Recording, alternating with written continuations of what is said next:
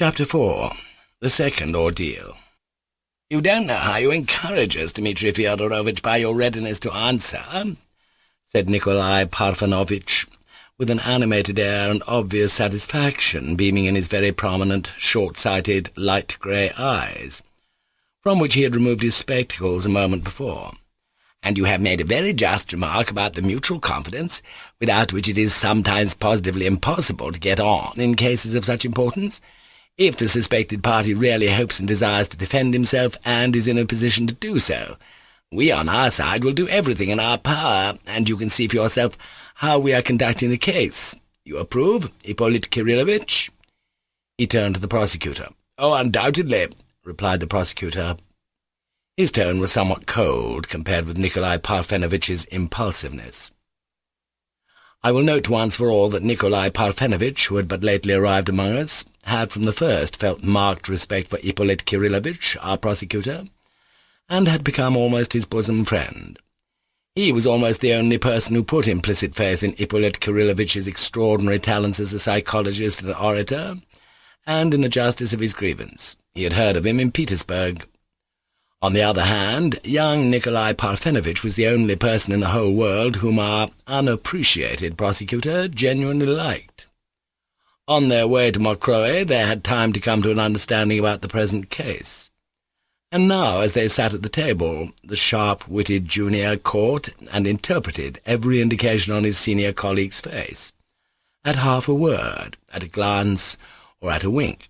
"Gentlemen, only let me tell my own story, and don't interrupt me with trivial questions, and I'll tell you everything in a moment," said Mitya excitedly. "Excellent, thank you. But before we proceed to listen to your communication, will you allow me to inquire as to another little fact of great interest to us? I mean the 10 roubles you borrowed yesterday at about 5 o'clock on the security of your pistols from your friend Pyotr Ilyich Perotin." "I pledged them, gentlemen. I pledged them for 10 roubles. What more? That's all about it. As soon as I got back to town, I pledged them." "You got back to town? Then had you been out of town?" "Yes, I went on a journey of 40 versts into the country. Didn't you know?" The prosecutor and Nikolai Parfenovitch exchanged glances. "Well, how would it be if you began your story with a systematic description of all you did yesterday, from the morning onwards? Allow us, for instance, to inquire why you were absent from the town, and just when you left and when you came back. All those facts." "You should have asked me like that from the beginning," cried Mitya, laughing aloud. "And if you like, we won't begin from yesterday, but from the morning of the day before. Then you'll understand how, why, and where I went. I went the day before yesterday, gentlemen, to a merchant of the town called Samsonov, to borrow 3,000 roubles from him on safe security. It was a pressing matter, gentlemen. It was a sudden necessity." "Allow me to interrupt you," the prosecutor put in politely. "Why were you in such pressing need for just that sum, 3,000? "Oh, gentlemen, you needn't go into details how, when, and why just so much money and not so much and all that rigmarole. Why, it'll run to 3 volumes, and then you'll want an epilogue." Mitya said all this with the good-natured but impatient familiarity of a man who is anxious to tell the whole truth and is full of the best intentions. "Gentlemen," he corrected himself hurriedly, "don't be vexed with me for my restiveness, I beg you again. Believe me once more, I feel the greatest respect for you and understand the true position of affairs. Don't think I'm drunk, I'm quite sober now. And besides, being drunk would be no hindrance. It's with me, you know, like the saying, 'When he is sober he is a fool, when he is drunk he's a wise man.' Ha ha! But I see, gentlemen, it's not the proper thing to make jokes to you, till we've had our explanation, I mean, and I've my own dignity to keep up too. I quite understand the difference for the moment. I am, after all, in the position of a criminal, and so far from being on equal terms with you. And it's your business to watch me. I can't expect you to pat me on the head for what I did to Grigory, for one can't break old men's heads with impunity. I suppose you'll put me away from him for 6 months, or a year perhaps, in a house of correction. I don't know what the punishment is, but it will be without loss of the rights of my rank, without loss of my rank, won't it? So you see, gentlemen, I understand the distinction between us, but you must see that you could puzzle God himself with such questions. How did you step? Where did you step? When did you step? And on what did you step? I shall get mixed up if you go on like this, and you will put it all down against me, and what will that lead to? to nothing.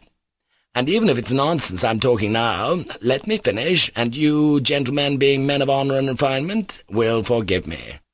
I'll finish by asking you, gentlemen, to drop that conventional method of questioning. I mean, beginning from some miserable trifle, how I got up, what I had for breakfast, how I spat, and where I spat, and so distracting the attention of the criminal, suddenly stun him with an overwhelming question, whom did you murder, whom did you rob? Ha, ha, ha! That's your regulation method. That's where all your cunning comes in. You can put peasants off their guard like that, but not me. I know the tricks. I've been in the service, too. Ha, ha, ha! You're not angry, gentlemen? You forgive my impertinence?" he cried, looking at them with a good-nature that was almost surprising. "It's only Mitya Karamazov, you know, so you can't overlook it. It would be inexcusable in a sensible man. But you can forgive it in Mitya. Ha, ha, ha!" Nikolai Parfenovitch listened and laughed too. Though the prosecutor did not laugh, he kept his eyes fixed keenly on Mitya, as though anxious not to miss the least syllable, the slightest movement, the smallest twitch of any feature of his face. "That's how we've treated you from the beginning," said Nikolai Parfenovitch, still laughing. "We haven't tried to put you out by asking how you got up in the morning and what you had for breakfast. We began, indeed, with questions of the greatest importance. I understand. I saw it and appreciated it. And I appreciate still more your present kindness to me, an unprecedented kindness worthy of your noble hearts. We three here are gentlemen, and let everything be on the footing of mutual confidence between educated, well-bred people who have the common bond of noble birth and honour. In any case, allow me to look upon you as my best friends at this moment of my life, at this moment when my honour is assailed. That's no offence to you, gentlemen, is it?" "On the contrary, you expressed all that so well, Dmitri Fyodorovitch," Nikolai Parfenovitch answered with dignified approbation. "And enough of those trivial questions, gentlemen, all those tricky questions," cried Mitya enthusiastically, "or there's simply no knowing where we shall get to, is there?" "I will follow your sensible advice entirely," the prosecutor interposed, addressing Mitya, "but I don't withdraw my question, however. It is now vitally important for us to know exactly why you needed that sum. I mean, precisely 3,000. Why I needed it? Oh, for one thing and another. Well, it was to pay a debt. A debt to whom? That I absolutely refuse to answer, gentlemen, not because I couldn't, or because I shouldn't dare, or because it would be damaging, for it's all a paltry matter and absolutely trifling, but I won't, because it's a matter of principle. That's my private life, and I won't allow any intrusion into my private life. That's my principle. Your question has no bearing on the case, and whatever has nothing to do with the case is my private affair. I wanted to pay a debt. I wanted to pay a debt of honour, but to whom I won't say." "Allow me to make a note of that," said the prosecutor. "By all means, write down that I won't say that I won't. Write that I should think it dishonourable to say. You can write it. You've nothing else to do with your time." "Allow me to caution you, sir, and to remind you once more, if you are unaware of it," the prosecutor began with a peculiar and stern impressiveness, "that you have a perfect right not to answer the questions put to you now, and we, on our side, have no right to extort an answer from you, if you decline to give it for one reason or another. That is entirely a matter for your personal decision. But it is our duty, on the other hand, in such cases as the present, to explain and set before you the degree of injury you will be doing yourself by refusing to give this or that piece of evidence. After which I will beg you to continue." "Gentlemen, I'm not angry. Mitya muttered in a rather disconcerted tone. "Well, gentlemen, you see, that Samsonov to whom I went then—" We will, of course, not reproduce his account of what is known to the reader already. Mitya was impatiently anxious not to omit the slightest detail. At the same time he was in a hurry to get it over. But as he gave his evidence it was written down, and therefore they had continually to pull him up. Mitya disliked this, but submitted, got angry, though still good-humouredly. He did, it is true, exclaim from time to time, "Gentlemen, that's enough to make an angel out of Patience," or, "Gentlemen, it's no good your irritating me." But even though he exclaimed, he still preserved for a time his genially expansive mood. so he told them how Samsonov had made a fool of him 2 days before. He had completely realized by now that he had been fooled. The sale of his watch for 6 rubles to obtain money for the journey was something new to the lawyers. They were at once greatly interested, and even, to Mitya's intense indignation, thought it necessary to write the fact down as a secondary confirmation of the circumstance that he had hardly a farthing in his pocket at the time. Little by little Mitya began to grow surly. Then, after describing his journey to Silyagavi, the night spent in the stifling hut, and so on, he came to his return to the town. Here he began, without being particularly urged, to give a minute account of the agonies of jealousy he endured on Grushenka's account. He was heard with silent attention. They inquired particularly into the circumstance of his having a place of ambush in Maria Kondratyevna's house, at the back of Fyodor Pavlovitch's garden, to keep watch on Grushenka, and of Smerdyakov's bringing him information. They laid particular stress on this, and noted it down. Of his jealousy he spoke warmly and at length, and though inwardly ashamed at exposing his most intimate feelings, so to speak, to public ignominy, he evidently overcame his shame in order to tell the truth. The frigid severity with which the investigating lawyer, and still more the prosecutor, stared intently at him as he told his story, disconcerted him at last considerably. "That boy, Nikolai Parfenovitch, to whom I was talking nonsense about women only a few days ago, and that sickly prosecutor are not worth my telling this to." He reflected mournfully. "It's ignominious. Be patient, humble, hold the peace." He wound up his reflections with that line, but he pulled himself together to go on again. When he came to telling of his visit to Madame Hohlakov, he regained his spirits and even wished to tell a little anecdote of that lady, which had nothing to do with the case. But the investigating lawyer stopped him, and civilly suggested that he should pass on to more essential matters. At last, when he described his despair, and told them how, when he left Madame Hohlakov's, he thought that he'd get 3,000 if he had to murder someone to do it, they stopped him again and noted down that he had meant to murder someone. Mitya let them write it without protest. At last he reached the point in his story when he learned that Grushenka had deceived him, and had returned from Samsonov's as soon as he left her there, though she had said that she would stay there till midnight. "If I didn't kill Fenya then, gentlemen, it was only because I hadn't time," broke from him suddenly at that point in his story. That, too, was carefully written down. Mitya waited gloomily, and was beginning to tell how he ran into his father's garden, when the investigating lawyer suddenly stopped him, and opened the big portfolio that lay on the sofa beside him. He brought out the brass pestle. "Do you recognize this object?" he asked, showing it to Mitya. "Oh, yes." He laughed gloomily. "Of course I recognize it. Let me have a look at it. Damn it, never mind." "You have forgotten to mention it," observed the investigating lawyer. "Hang it all, I shouldn't have concealed it from you. Do you suppose I could have managed without it? It simply escaped my memory." "Be so good as to tell us precisely how you came to arm yourself with it." "Certainly I will be so good, gentlemen."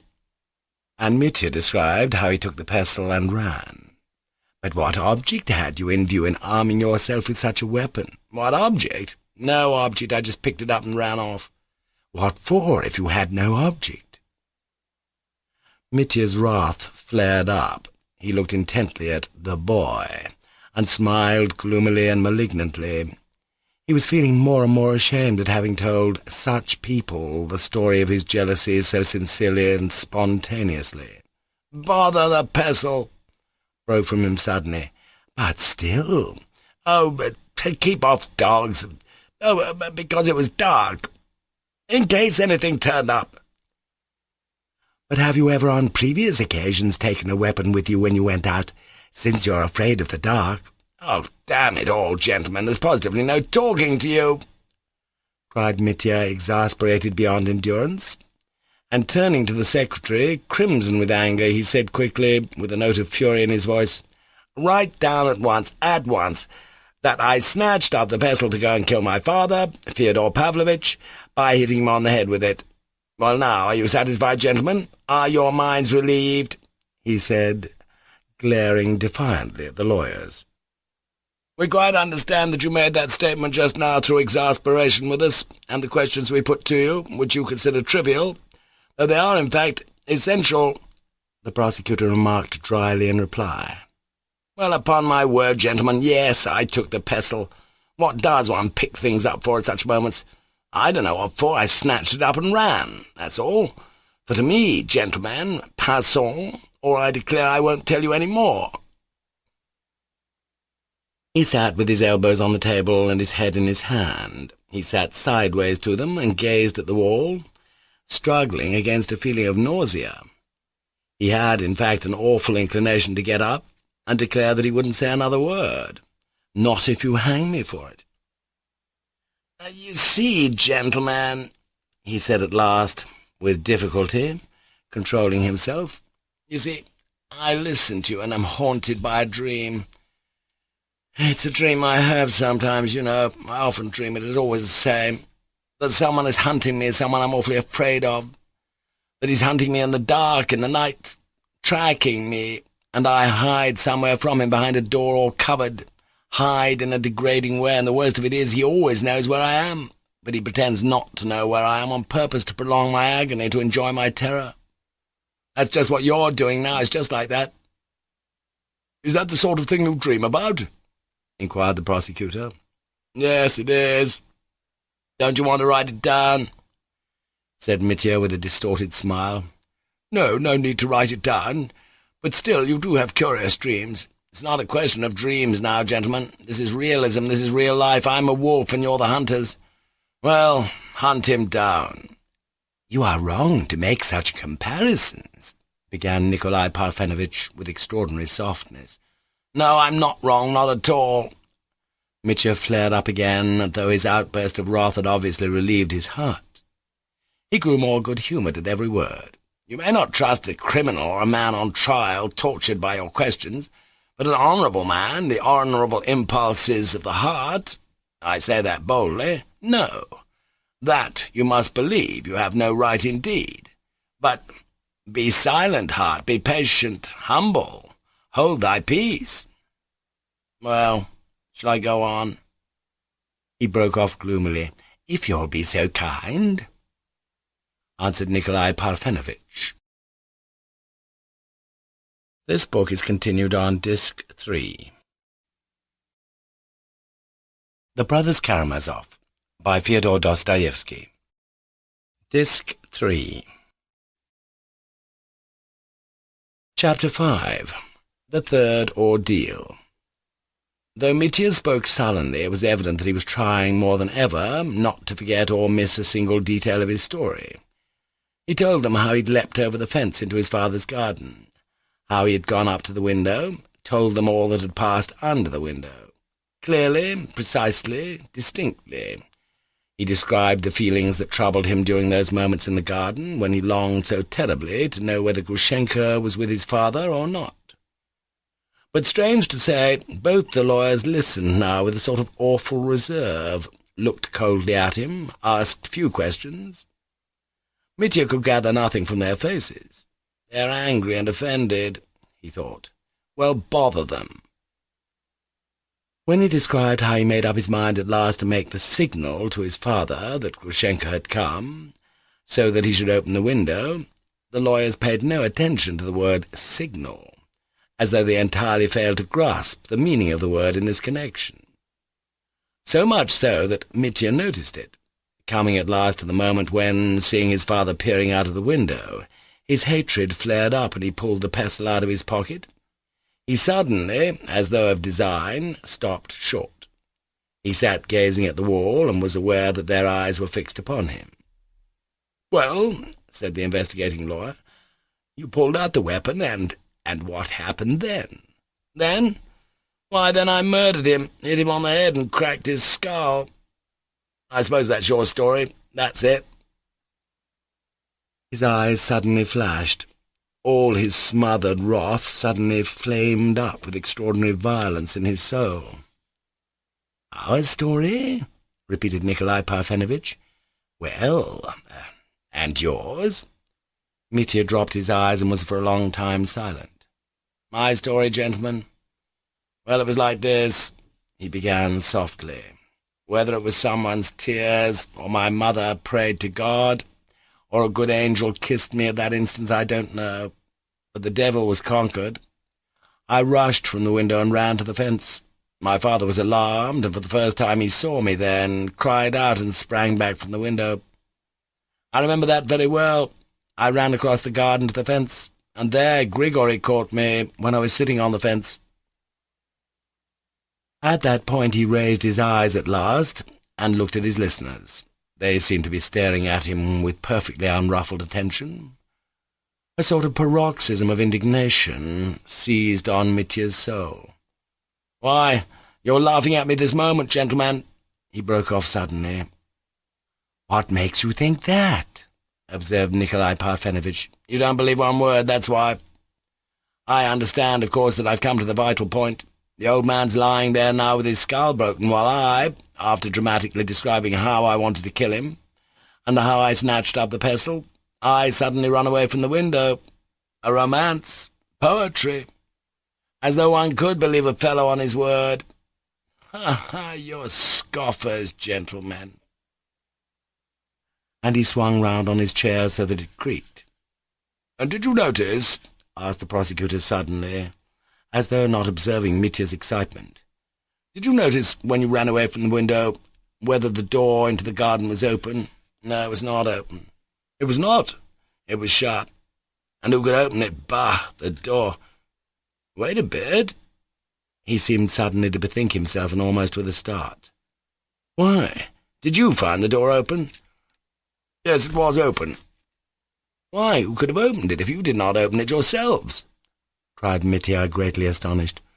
"The door stood open. Your father's murderer undoubtedly went in at that door, and having accomplished the crime, went out again by the same door." The prosecutor pronounced deliberately, as though chiselling out each word separately. "That is perfectly clear.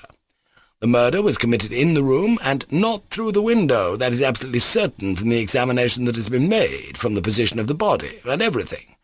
There can be no doubt of that circumstance." Mitya was absolutely dumbfounded.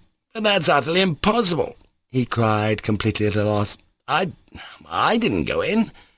I tell you positively, definitely, the door was shut the whole time I was in the garden, and when I ran out of the garden, I only stood at the window and saw him through the window, that's all. That's all. I remember to the last minute, and if I didn't remember it would be just the same. I know it, for no one knew the signals except Smerdyakov, and me, and the dead man. And he wouldn't have opened the door to anyone in the world without the signals." "Signals? What signals?" asked the prosecutor with greedy, almost hysterical curiosity. He instantly lost all trace of his reserve and dignity. He asked the question with a sort of cringing timidity. He scented an important fact of which he'd known nothing, and was already filled with dread that Mitya might be unwilling to disclose it. "So you didn't know?" Mitya winked at him with a malicious and mocking smile. "What if I won't tell you? From whom could you find out? No one knew about the signals except my father, Smerdyakov, and me. That was all. Heaven knew too, but it won't tell you. But it's an interesting fact. There's no knowing what you might build on. Ha, ha, ha! Take comfort, gentlemen, I'll reveal it. You've some foolish idea in your hearts. You don't know the man you have to deal with. You have to do with a prisoner who gives evidence against himself to his own damage. Yes, for I'm a man of honour, and you are not." The prosecutor swallowed this without a murmur. He was trembling with impatience to hear the new fact. Minutely and diffusely, Mitya told them everything about the signals invented by Fyodor Pavlovitch for Smerdyakov. He told them exactly what every tap on the window meant. Tap the signals on the table. And when Nikolai Parfenovitch said that he supposed Mitya, had tapped the signal, "Grushenka has come," when he tapped to his father, he answered precisely that he had tapped that signal, that Grushenka had come. "So now you can build up your tower." Mitya broke off and again turned away from them contemptuously. So no one knew of the signals but your dead father, you, and the valet Smerdyakov, and no one else?" Nikolai Parfenovitch inquired once more. "Yes, the valet Smerdyakov, and heaven. Write down about heaven. That may be of use. Besides, you'll need God yourselves." And they had already, of course, begun writing it down, but while they wrote, the prosecutor said suddenly, as though pitching on a new idea, "But if Smerdyakov also knew of these signals, and you absolutely deny all responsibility for the death of your father, was it not he, perhaps, who knocked the signal agreed upon, induced your father to open to him, and then committed the crime?" Mitya turned upon him a look of profound irony and intense hatred. His silent stare lasted so long that it made the prosecutor blink. "You've caught the fox again," commented Mitya at last. "You've got the beast by the tail. I see through you, Mr. Prosecutor. You thought, of course, that I should jump at that catch at your prompting, and shout with all my might, 'Aye, it's Smerdyakov, he's the murderer.' Confess that's what you thought. Confess, and I'll go on." But the prosecutor did not confess. He held his tongue and waited. "You're mistaken. I'm not going to shout at Smerdyakov," said Mitya. "And you don't even suspect him?" "Why, do you suspect him?" "He is suspected, too." Mitya fixed his eyes on the floor. "Joking apart," he brought out gloomily, "listen. From the very beginning, almost from the moment when I ran out to you from behind the curtain, I've had the thought of Smerdyakov in my mind. I've been sitting here shouting that I'm innocent, thinking all the time, 'Smerdyakov.' I can't get Smerdyakov out of my head. In fact, I too thought of Smerdyakov just now, but only for a second. Almost at once I thought, no, it's not Smerdyakov. It's not his doing, gentlemen." "In that case, is there anybody else you suspect?" Nikolai Parfenovitch inquired cautiously. "I don't know anyone it could be, whether it's the hand of heaven or of Satan, but not Smerdyakov." Hitler jerked out with decision. "But what makes you affirm so confidently and emphatically that it's not he?" "From my conviction, my impression. Because Smerdyakov is a man of the most abject character and a coward. He's not a coward, he's the epitome of all the cowardice in the world, walking on two legs. He has the heart of a chicken. When he talked to me he was always trembling for fear I should kill him, though I never raised my hand against him. He fell at my feet and blubbered. He's kissed these very boots, literally, beseeching me not to frighten him. Do you hear? Not to frighten him. What a thing to say. Why, I offered him money. He's a puling chicken, sickly, epileptic, weak-minded. A child of 8 could thrash him. He has no character worth talking about. It's not Smerdyakov, gentlemen. He doesn't care for money. He wouldn't take my presents. Besides, what motive had he for murdering the old man? Why, he's very likely his son, you know, his natural son, do you know that? We have heard that legend, but you are your father's son too, you know. Yet you yourself told everyone you meant to murder him. That's a thrust, and a nasty mean one too. I'm not afraid. Oh, gentlemen, isn't it too base of you to say that to my face? It's base because I told you that myself. I not only wanted to murder him, but I might have done it. And what's more, I went out of my way to tell you of my own accord that I nearly murdered him. But you see, I didn't murder him, you see. My guardian angel saved me. That's what you've not taken into account. And that's why it's so base of you, for I didn't kill him. I didn't kill him. Do you hear? I did not kill him." He was almost choking. He had not been so moved before during the whole interrogation. "And what has he told you, gentlemen? Smerdyakov, I mean," he added suddenly after a pause. "May I ask that question?" "You may ask any question," the prosecutor replied with frigid severity. "Any question relating to the facts of the case, and we are, I repeat, bound to answer every inquiry you make. We found the servant Smerdyakov, concerning whom you inquire, lying unconscious in his bed in an epileptic fit of extreme severity, that had recurred possibly 10 times. The doctor who was with us told us, after seeing him, that he may possibly not outlive the night. Well, if that's so, the devil must have killed him," broke suddenly from Mitya, as though until that moment he had been asking himself, was it Smerdyakov or not? "We will come back to this later," Nikolai Parfenovitch decided. "Now, wouldn't you like to continue your statement?" Mitya asked for a rest. His request was courteously granted. After resting, he went on with his story, but he was evidently depressed. He was exhausted, mortified, and morally shaken. To make things worse, the prosecutor exasperated him, as though intentionally, by vexatious interruptions about trifling points. Scarcely had Mitya described how, sitting on the wall, he had struck Grigory on the head with the pestle, while the old man had hold of his left leg, and how he had then jumped down to look at him, when the prosecutor stopped him to ask him to describe exactly how he was sitting on the wall. Mitya was surprised.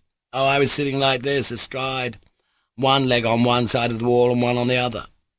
"And the pestle?" "The pestle was in my hand." "Not in your pocket? Do you remember that precisely? Was it a violent blow you gave him?" "It must have been a violent blow, but why do you ask?" "Would you mind sitting on the chair just as you sat on the wall then, and showing us just how you moved your arm, and in what direction?" "You're making fun of me, aren't you?"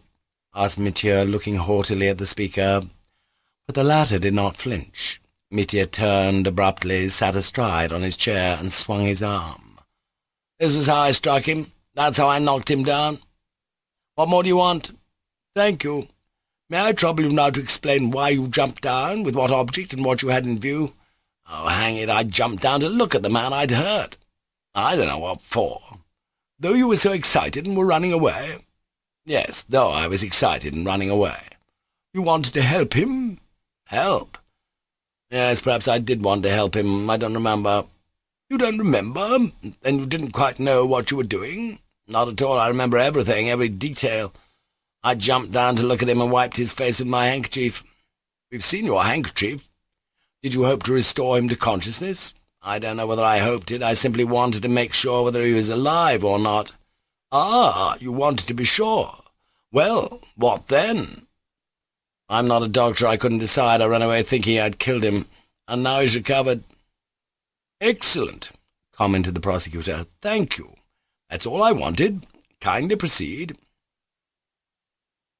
Alas, it never entered Mitya's head to tell them, though he remembered it, that he had jumped back from pity, and standing over the prostrate figure had even uttered some words of regret.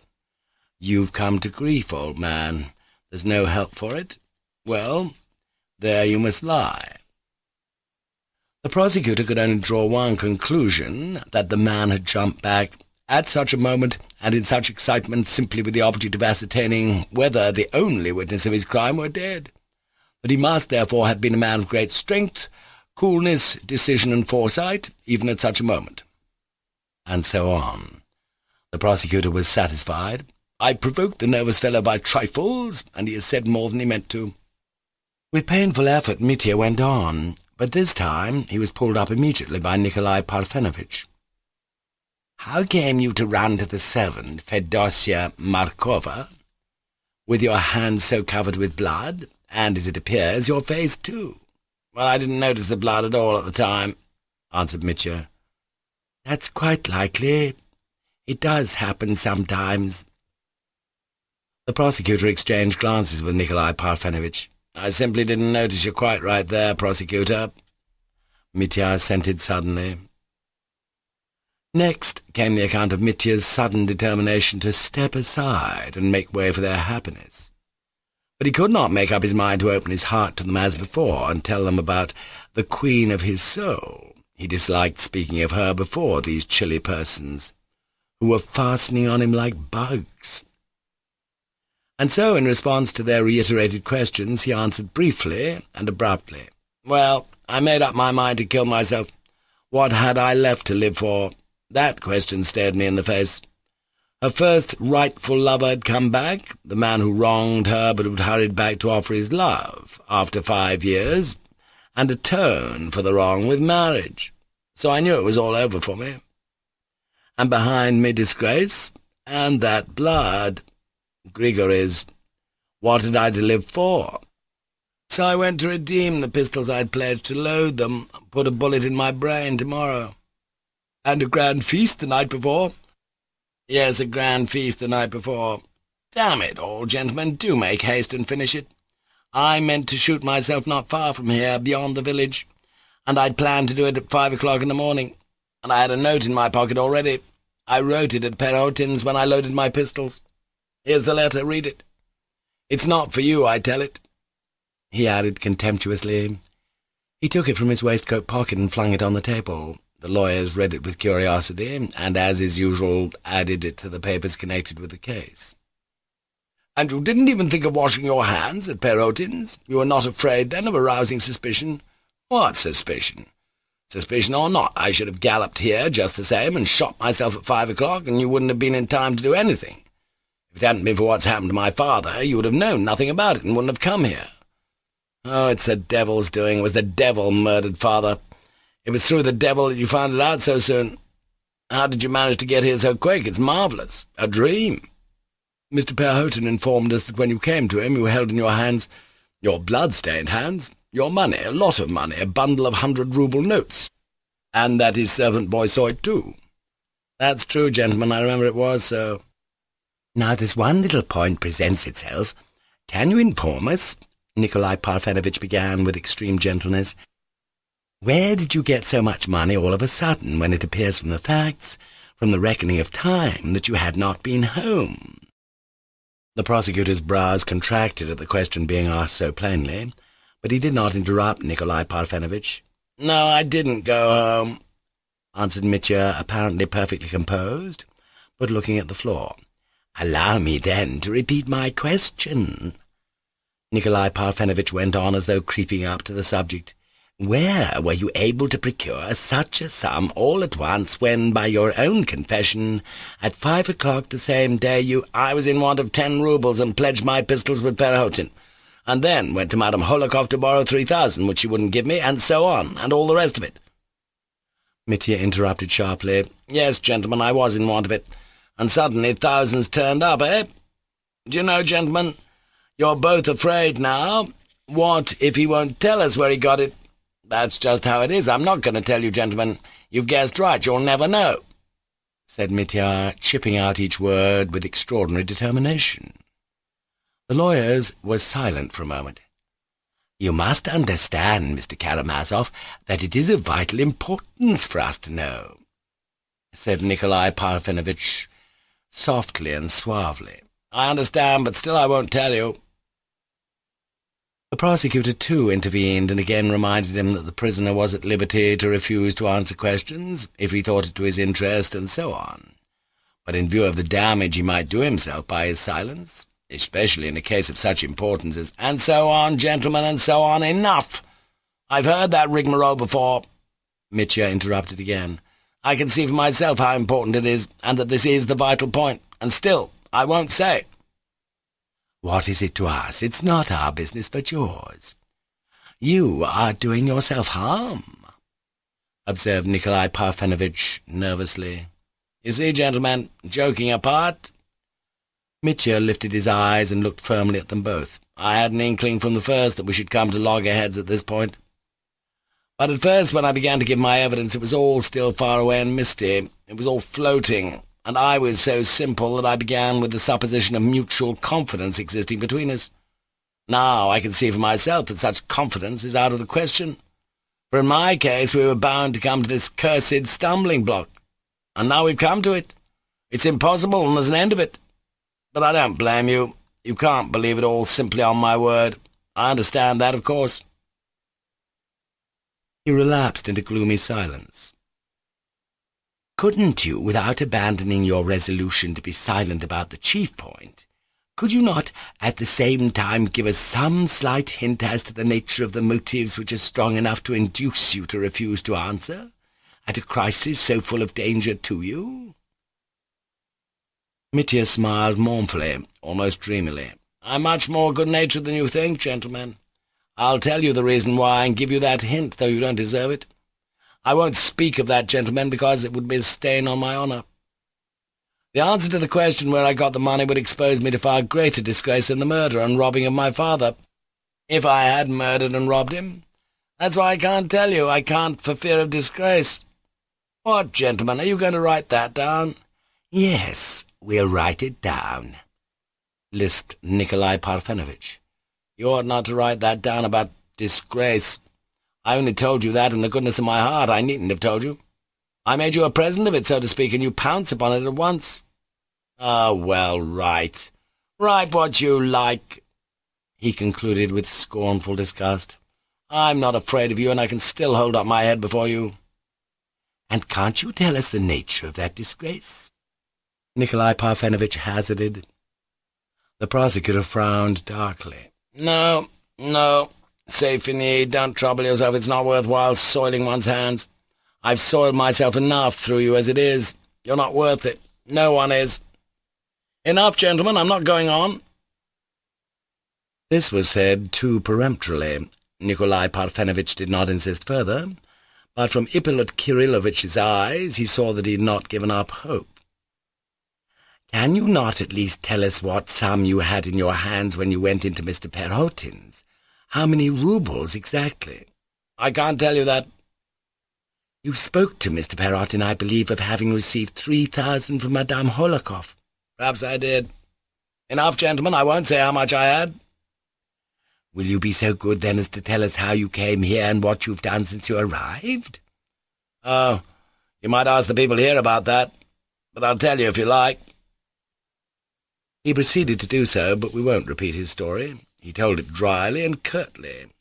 Of the raptures of his love he said nothing, but told them that he abandoned his determination to shoot himself owing to new factors in the case. He told the story without going into motives or details, and this time the lawyers did not worry him much. It was obvious that there was no essential point of interest to them here. "We shall verify all that. We will come back to it during the examination of the witnesses, which will, of course, take place in your presence," said Nikolai Parfenovitch in conclusion. "And now, allow me to request you to lay on the table everything in your possession, especially all the money you still have about you." "My money, gentlemen? Certainly. I understand that that is necessary. I'm surprised, indeed, that you haven't inquired about it before. It's true I couldn't get away anywhere. I'm sitting here where I can be seen. But here's my money. Count it. Take it. That's all, I think." He turned it all out of his pockets, even the small change, 2 pieces of 20 kopecks. He pulled out of his waistcoat pocket. They counted the money, which amounted to 836 roubles and 40 kopecks. "And is that all?" asked the investigating lawyer. "Yes." "You stated just now in your evidence that you spent 300 roubles at Plotnikov's. You gave Perhotin 10, your driver 20. Here you lost 200, then—" Nikolai Parfenovitch reckoned it all up. Mitya helped him readily. They recollected every farthing and included it in the reckoning. Nikolai Parfenovitch hurriedly added up the total.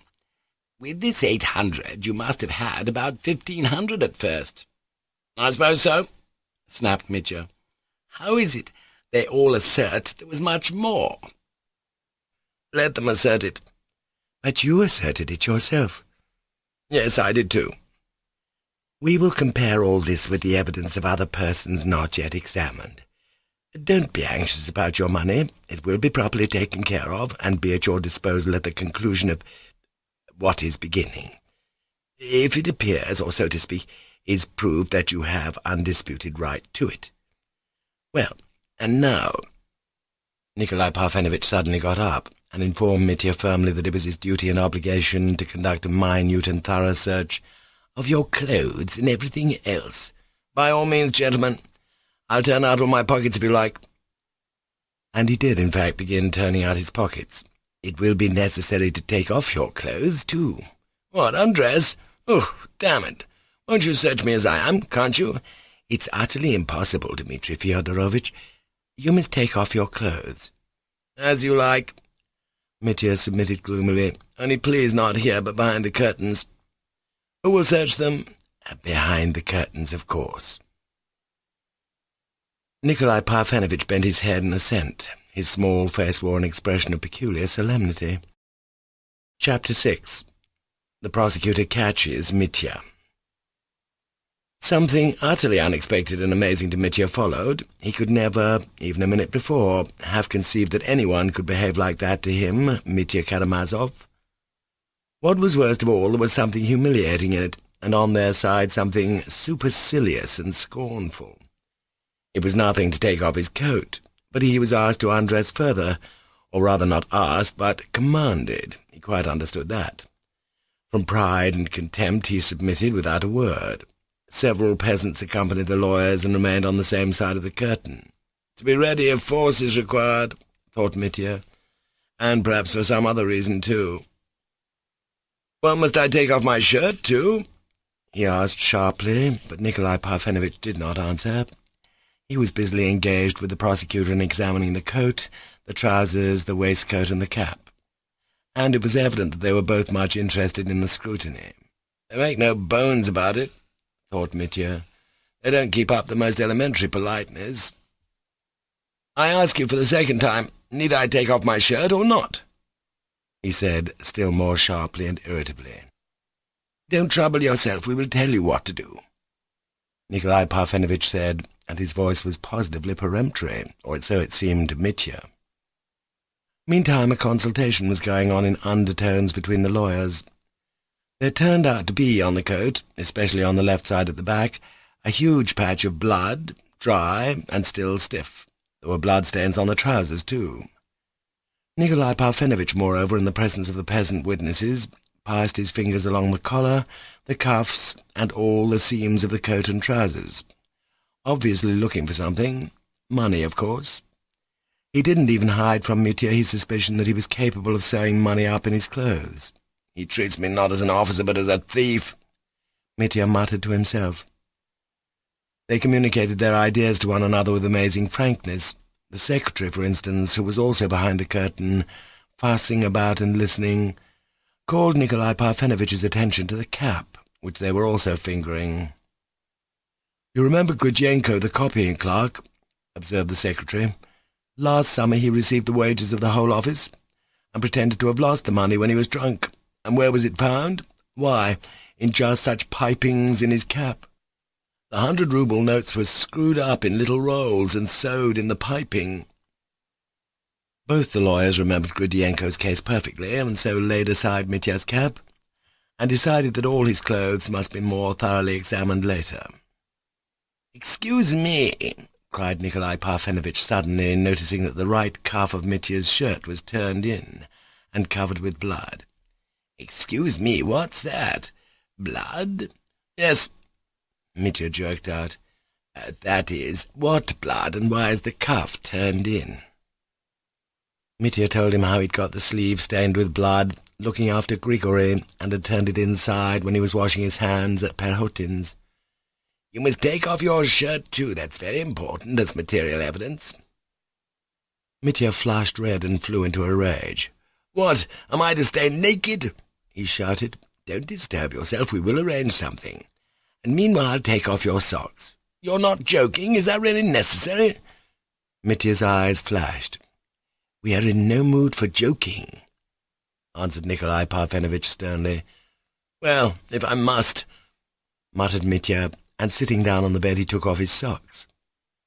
He felt unbearably awkward. All were clothed while he was naked, and strange to say, when he was undressed he felt somehow guilty in their presence, and was almost ready to believe himself that he was inferior to them, and that now they had a perfect right to despise him. When all are undressed, one is somehow not ashamed, but when one's the only one undressed and everybody is looking, it's degrading. He kept repeating to himself again and again. It's like a dream. I've sometimes dreamed of being in such degrading positions. It was a misery to him to take off his socks. They were very dirty, and so were his underclothes, and now everyone could see it. And what was worse, he disliked his feet. All his life he thought both his big toes hideous. He particularly loathed the coarse, flat, crooked nail on the right one, and now they would all see it. Feeling intolerably ashamed made him, at once and intentionally, rougher. He pulled off his shirt himself. Would you like to look anywhere else, if you're not ashamed to?" "No, there's no need to at present." "Well, am I to stay naked like this?" he added savagely. "Yes, that can't be helped for the time. Kindly sit down here for a while. You can wrap yourself in a quilt from the bed, and I'll see to all this." All the things were shown to the witnesses, the report of the search was drawn up, and at last Nikolai Parfenovitch went out, and the clothes were carried out after him. Ippolit Kirillovitch went out too. Mitya was left alone with the peasants, who stood in silence, never taking their eyes off him. Mitya wrapped himself up in the quilt. He felt cold. His bare feet stuck out, and he couldn't pull the quilt over so as to cover them. Nikolai Parfenovitch seemed to be gone a long time, an insufferable time. "He thinks of me as a puppy," thought Mitya, gnashing his teeth. "That rotten prosecutor has gone too, contemptuous, no doubt. It disgusts him to see me naked." Mitya imagined, however, that his clothes would be examined and returned to him. But what was his indignation when Nikolai Parfenovitch came back with quite different clothes, brought in behind him by a peasant. "Here are clothes for you," he observed airily, seeming well satisfied with the success of his mission. "Mr. Kalganov has kindly provided these for this unusual emergency, as well as a clean shirt. Luckily he had them all in his trunk. You can keep your own socks and underclothes." Mitya flew into a passion. "I won't have other people's clothes," he shouted menacingly. "Give me my own." "It's impossible." "Give me my own. Damn Kalganov and his clothes, too." It was a long time before they could persuade him, but they succeeded somehow in quieting him down. They impressed upon him that his clothes being stained with blood must be included with the other material evidence, and that they had not even the right to let him have them now, taking into consideration the possible outcome of the case. Mitya at last understood this. He subsided into gloomy silence and hurriedly dressed himself. He merely observed, as he put them on, that the clothes were much better than his old ones, and that he disliked gaining by the change. It was, besides, ridiculously narrow.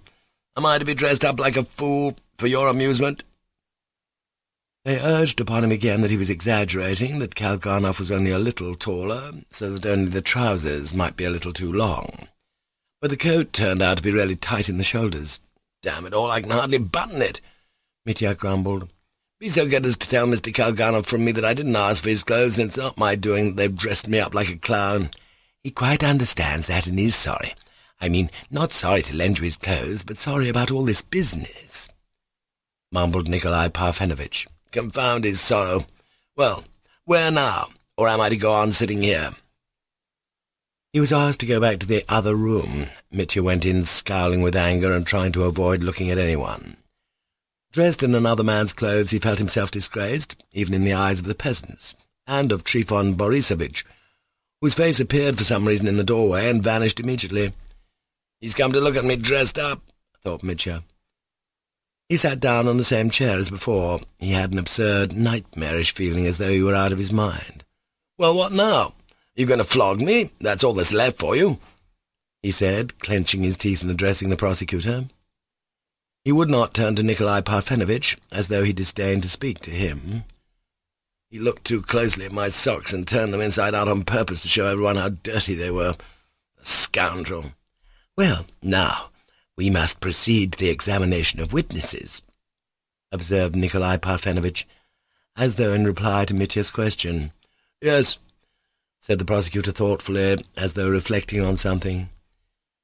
"We've done what we could in your interest, Dmitri Fyodorovitch," Nikolai Parfenovitch went on, "but having received from you such an uncompromising refusal to explain to us the source from which you obtained the money found upon you, we are at the present moment—" "What is a stone in your ring?" Mitya interrupted suddenly, as though awakening from a reverie. He pointed to one of the 3 large rings adorning Nikolai Parfenovitch's right hand. "A ring?" repeated Nikolai Parfenovitch with surprise. "Yes, that one. On your middle finger with the little veins in it. What stone is that?" Mitya persisted like a peevish child. "That's a smoky topaz," said Nikolai Parfenovitch, smiling. "Would you like to look at it? I'll take it off." "No, don't take it off," cried Mitya furiously, suddenly waking up and angry with himself. "Don't take it off, there's no need, damn it. Gentlemen, you've sullied my heart. Can you suppose that I would conceal it from you if I really had killed my father? That I would shuffle, lie, and hide myself? No, that's not like Dmitri Karamazov. That he couldn't do. And if I were guilty, I swear I shouldn't have waited for your coming, or for the sunrise as I meant at first, but should have killed myself before this, without waiting for the dawn. I know that about myself now. I couldn't have learnt so much in 20 years as I've found out in this accursed night. And should I have been like this on this night and at this moment sitting with you, could I have talked like this, could I have moved like this, could I have looked at you and at the world like this, if I'd really been the murderer of my father, when the very thought of having accidentally killed Grigory gave me no peace all night, not from fear, not simply from fear of your punishment, the disgrace of it. And you expect me to be open with such scoffers as you, who see nothing and believe in nothing, blind moles and scoffers, and to tell you another nasty thing I've done, another disgrace, even if that would save me from your accusation? No, better Siberia. The man who opened the door to my father and went in at that door, he killed him, he robbed him. Who was he? I'm racking my brains and can't think who. But I can tell you that it was not Dmitri Karamazov, and that's all I can tell you, and that's enough. Enough, leave me alone. Exile me, punish me, but don't bother me any more. I'll say no more. Call your witnesses." Mitya uttered his sudden monologue, as though he were determined to be absolutely silent for the future. The prosecutor watched him the whole time, and only when he'd ceased speaking observed, as though it were the most ordinary thing, with the most frigid and composed air, "Oh, about the open door of which you spoke just now. We may as well inform you, by the way, now, of a very interesting piece of evidence of the greatest importance both to you and to us, that has been given us by Grigory, the old man you wounded. On his recovery, he clearly and emphatically stated, in reply to our question, that when, on coming out to the steps and hearing a noise in the garden, he made up his mind to go into it through the little gate which stood open, before he noticed you running, as you have told us already, in the dark, from the open window where you saw your father. He, Grigory, glanced to the left, and while noticing the open window, observed at the same time, much nearer to him, the door, standing wide open, that door which you have stated to have been shut the whole time you were in the garden. I will not conceal from you that Grigory himself confidently affirms and bears witness that you must have run from that door, though of course he did not see you do so with his own eyes, since he only noticed you first some distance away in the garden, running towards the fence." Mitya had leapt up from his chair halfway through this speech. "Nonsense!" he yelled in a sudden frenzy. "It's a bare-faced lie. He couldn't have seen the door open because it was shut. He's lying." "I consider it my duty to repeat that he is firm in his statement. He does not waver. He adheres to it. We've cross-examined him several times." "Precisely. I have cross-examined him several times," Nikolai Parfenovitch confirmed warmly. "It's false, false. It's either an attempt to slander me or the hallucination of a madman." Mitya still shouted. "He's simply raving from loss of blood from the wound. He must have fancied it when he came to. He's raving." "Yes, but he noticed the open door. Not when he came to after his injuries, but before that, as soon as he went into the garden from the lodge." "But it's false. It's false. It can't be so. He's slandering me from spite. He couldn't have seen it. I didn't come from the door," gasped Mitya. The prosecutor turned to Nikolai Parfenovitch and said to him impressively, "Confront him with it." "Do you recognize this object?" Nikolai Parfenovitch laid upon the table a large and thick official envelope on which 3 seals still remained intact. The envelope was empty and slit open at one end. Mitya stared at it with open eyes. It must be that envelope of my father's, the envelope that contained the 3,000 roubles. And if there's inscribed on it, allow me, for my little chicken. Yes, 3,000, he shouted. Do you see? 3,000, do you see? Of course we see, but we didn't find the money in it. It was empty, and lying on the floor by the bed behind the screen. For some seconds Mitya stood as though thunderstruck. "Gentlemen, it's Smerdyakov!" he shouted suddenly at the top of his voice. "It's he who murdered him. He's robbed him. No one else knew where the old man hid the envelope. It's Smerdyakov, that's clear, now."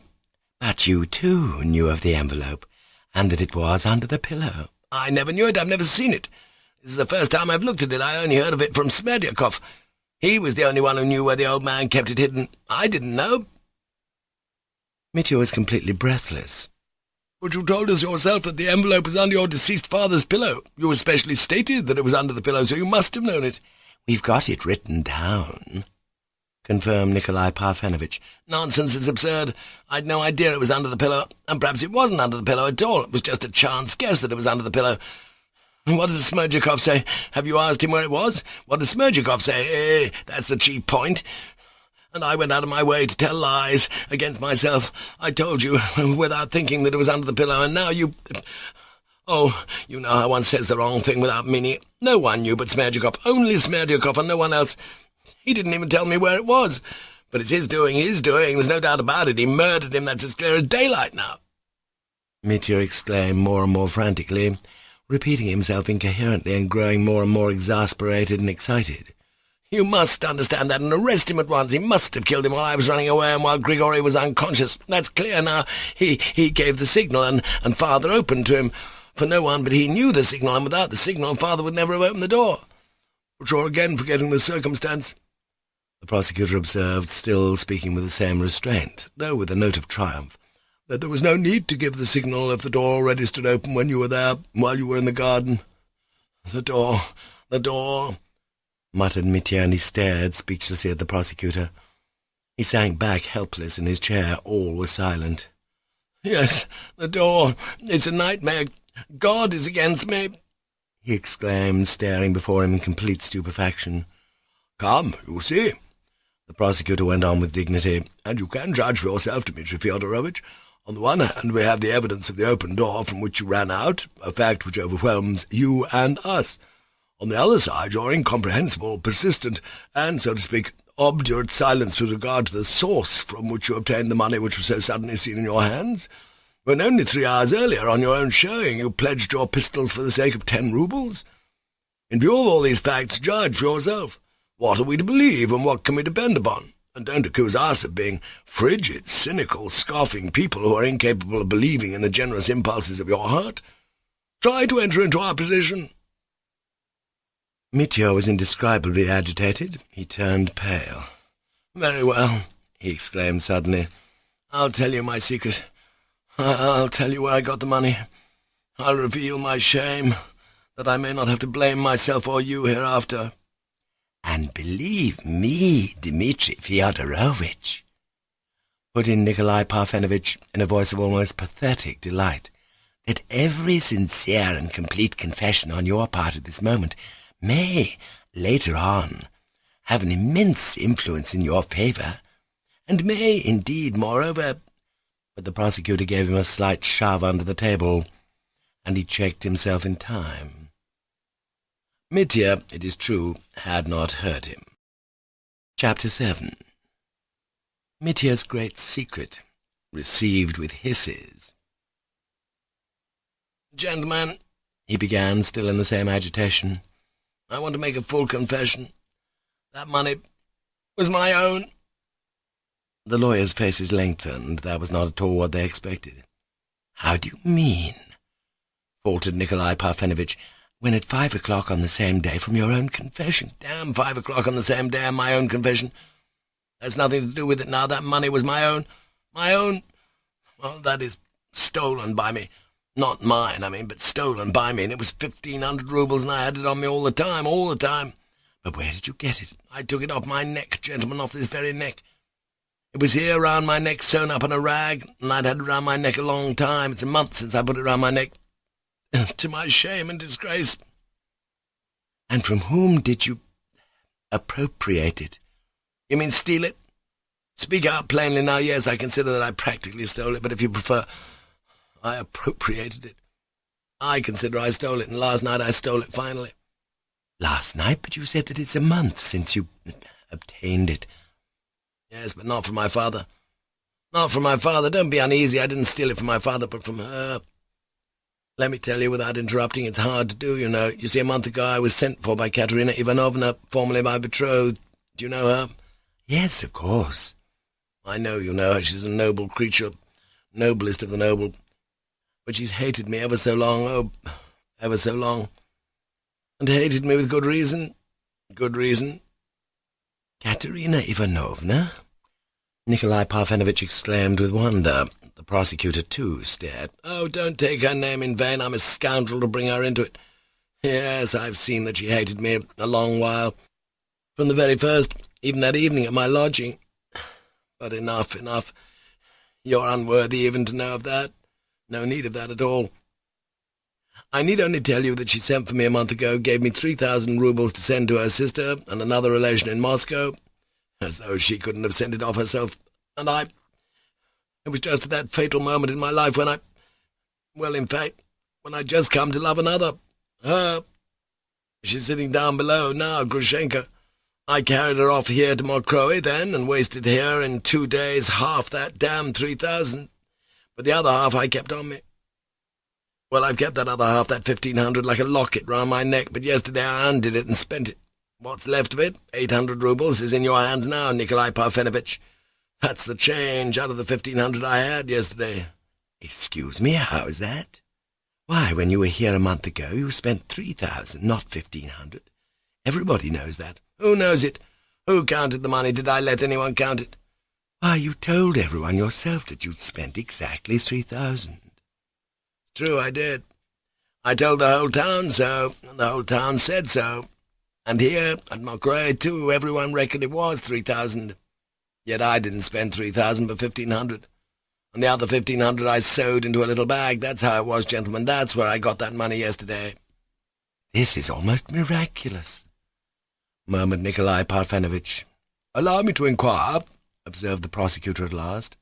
Have you informed anyone whatever of this circumstance before? I mean, that you had 1,500 left about you a month ago? I told no one. That's strange. Do you mean absolutely no one? Absolutely no one. No one and nobody. What was your reason for this reticence? What was your motive for making such a secret of it? To be more precise, you've told us at last your secret in your words, so disgraceful, though in reality, that is, of course, comparatively speaking, this action, that is, the appropriation of 3,000 roubles belonging to someone else, and of course only for a time, is, in my view at least, only an act of the greatest recklessness, and not so disgraceful when one takes into consideration your character. Even admitting that it was an action in the highest degree discreditable, still, discreditable is not disgraceful. Many people have already guessed during this last month about the 3,000 of Katerina Ivanovna's that you have spent, and I had heard the legend myself, apart from your confession. Mihail Makarovitch, for instance, had heard it too, so that indeed it was scarcely a legend, but the gossip of the whole town. There are indications, too, if I'm not mistaken, that you confessed this yourself to someone. I mean that the money was Katerina Ivanovna's, and so it's extremely surprising to me that hitherto, that is up to the present moment, you have made such an extraordinary secret of the 1,500 you say you put by, apparently connecting a feeling of positive horror with that secret. It's not easy to believe that it could cost you such distress to confess such a secret. You cried out just now that Siberia would be better than confessing it. The prosecutor ceased speaking. He was provoked. He did not conceal his vexation, which was almost anger, and gave vent to all his accumulated spleen, without choosing words, disconnectedly and incoherently.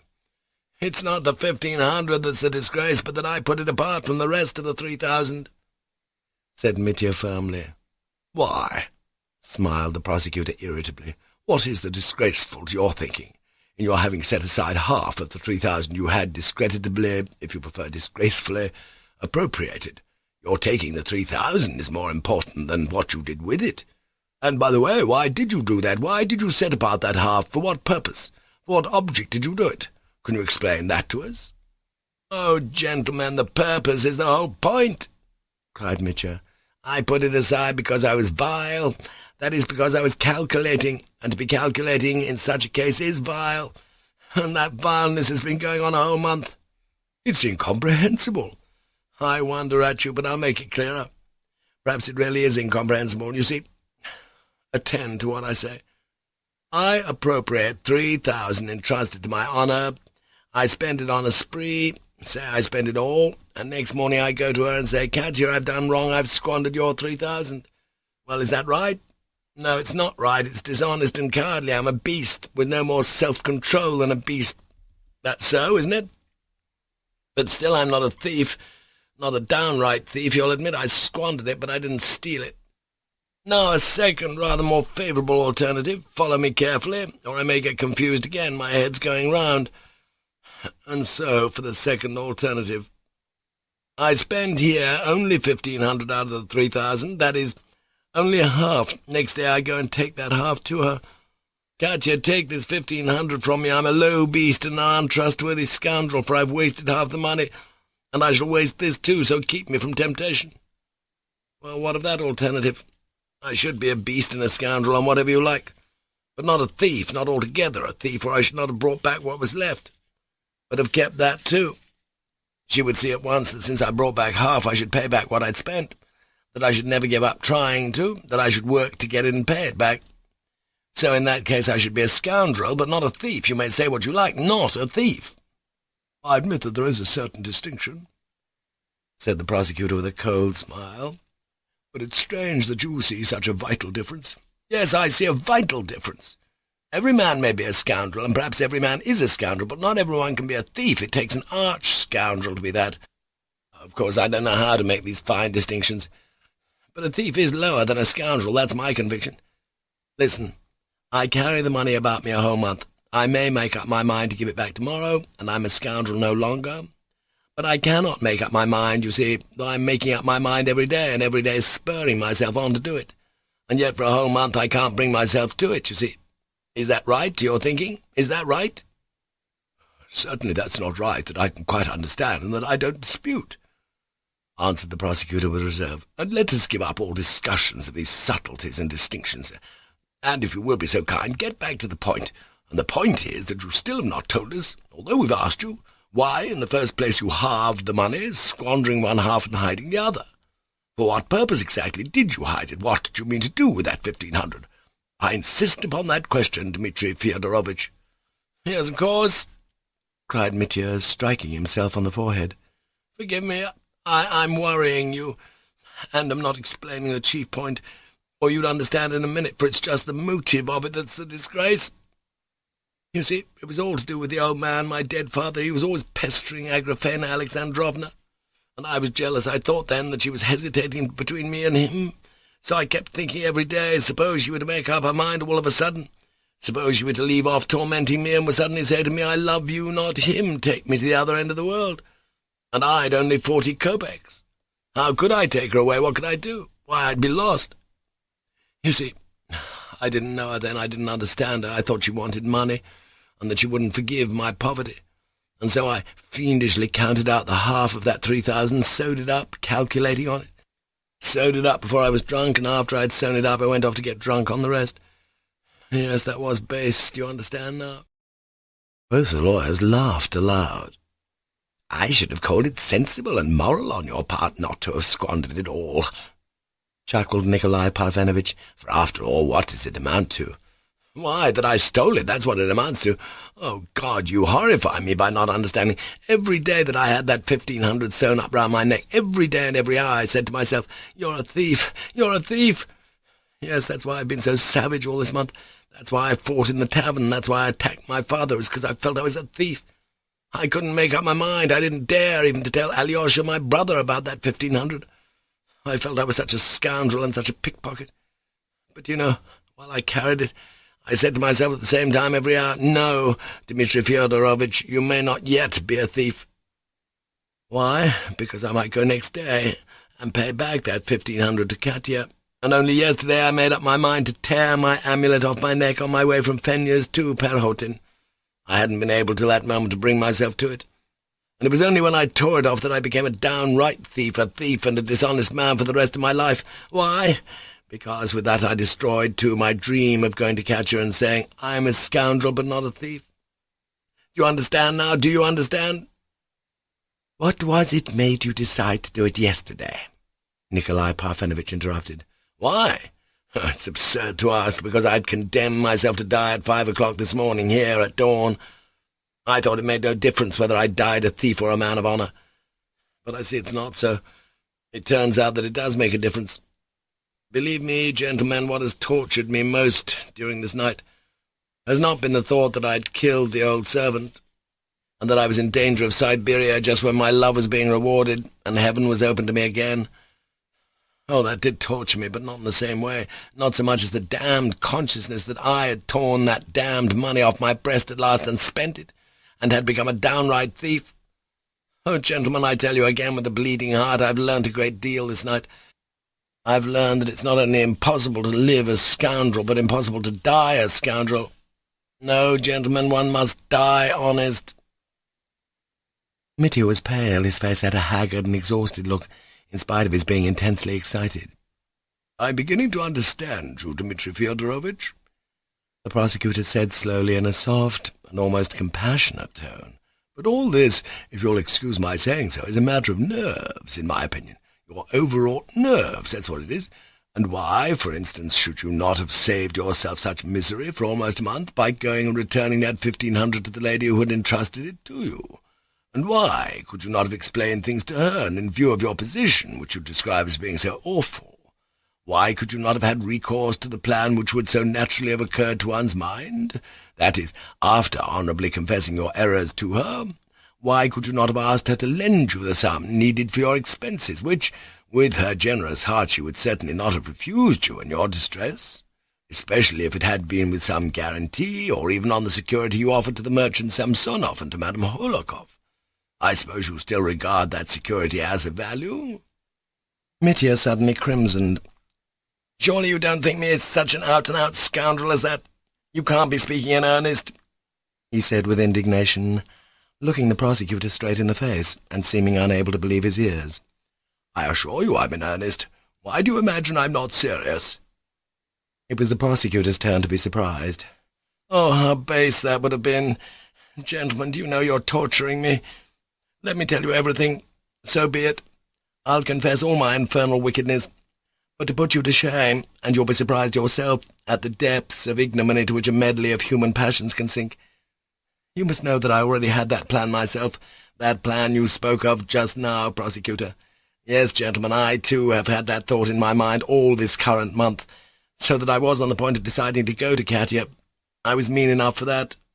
But to go to her to tell her of my treachery, and for that very treachery to carry it out, for the expenses of that treachery, to beg for money from her, Katya. To beg, do you hear, to beg? And to go straight from her to run away with the other, the rival, who hated and insulted her. To think of it! You must be mad, prosecutor." "Mad I'm not, but I did speak in haste without thinking of that feminine jealousy, if there could be jealousy in this case, as you assert. Yes, perhaps there is something of the kind," said the prosecutor, smiling. "But that would have been so infamous." Mitya brought his fist down on the table fiercely. "That would have been filthy beyond everything.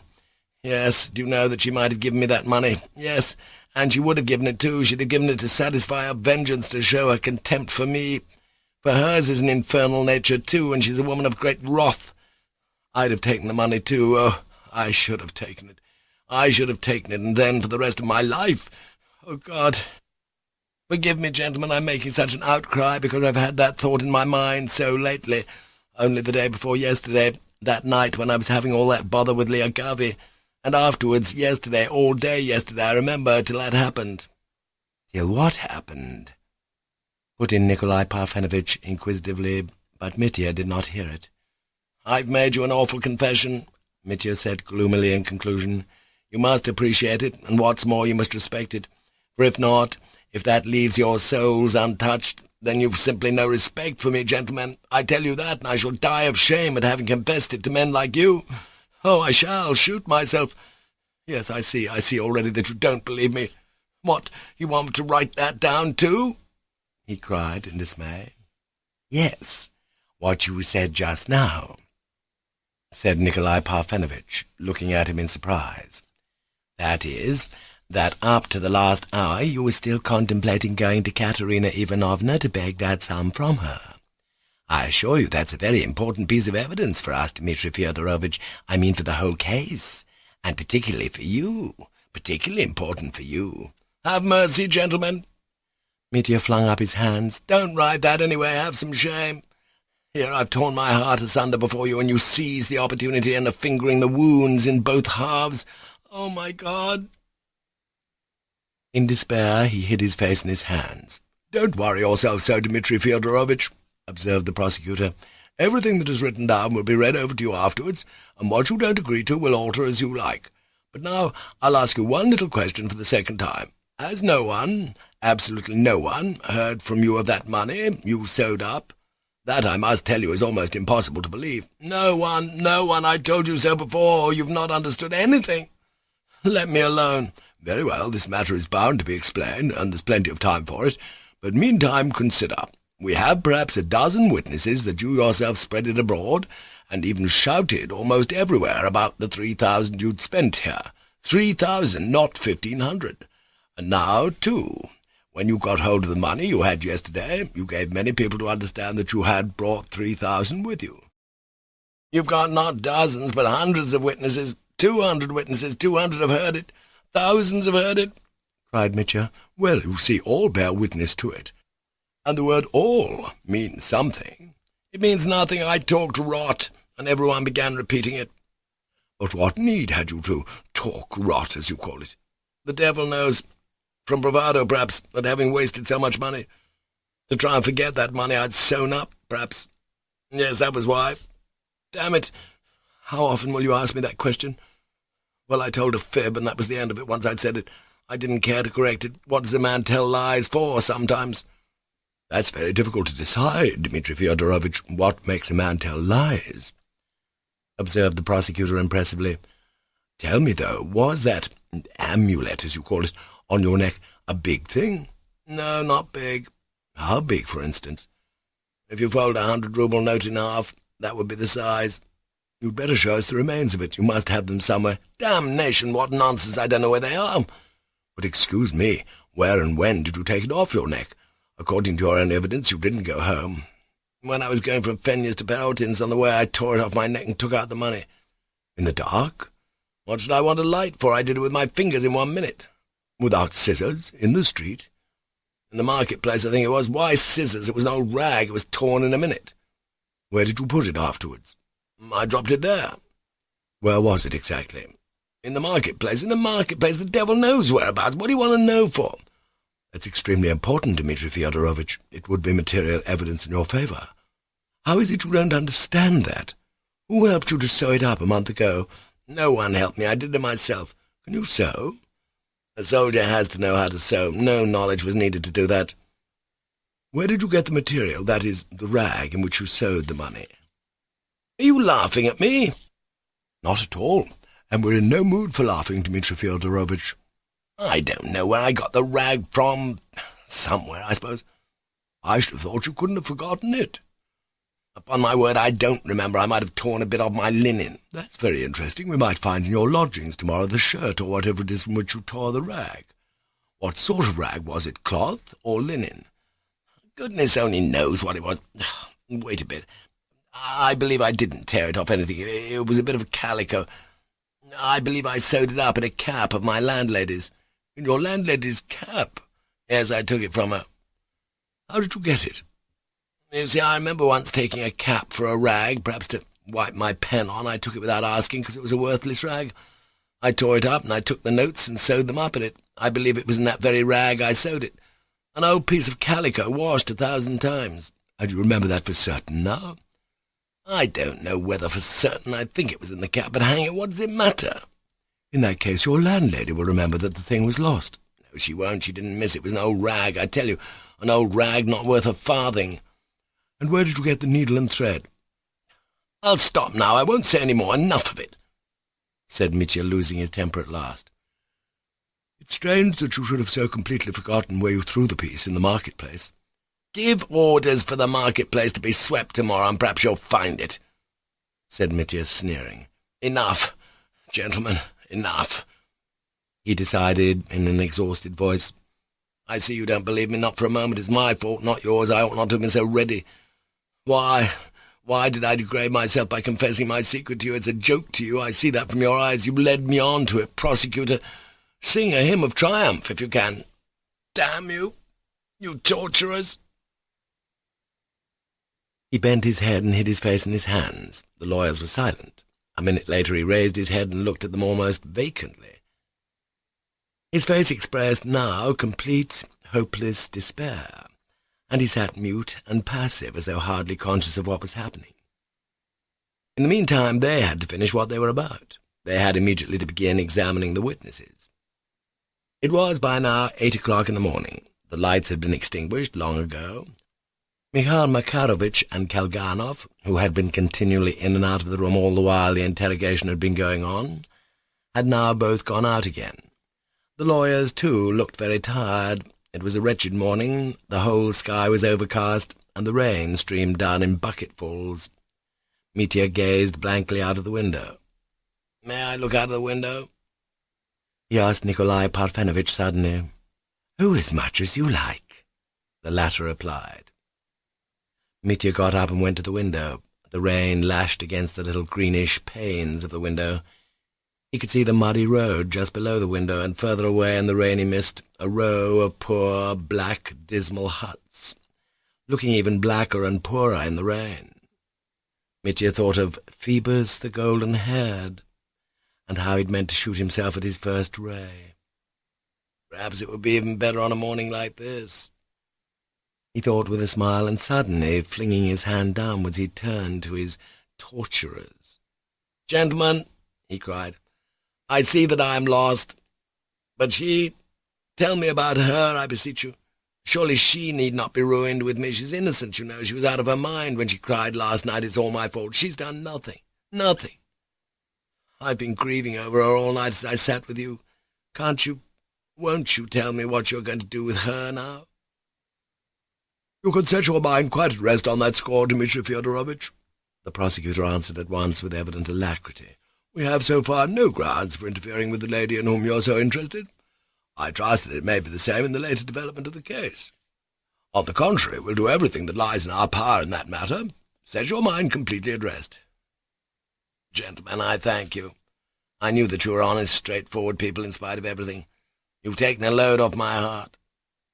Well, what are we to do now? I'm ready."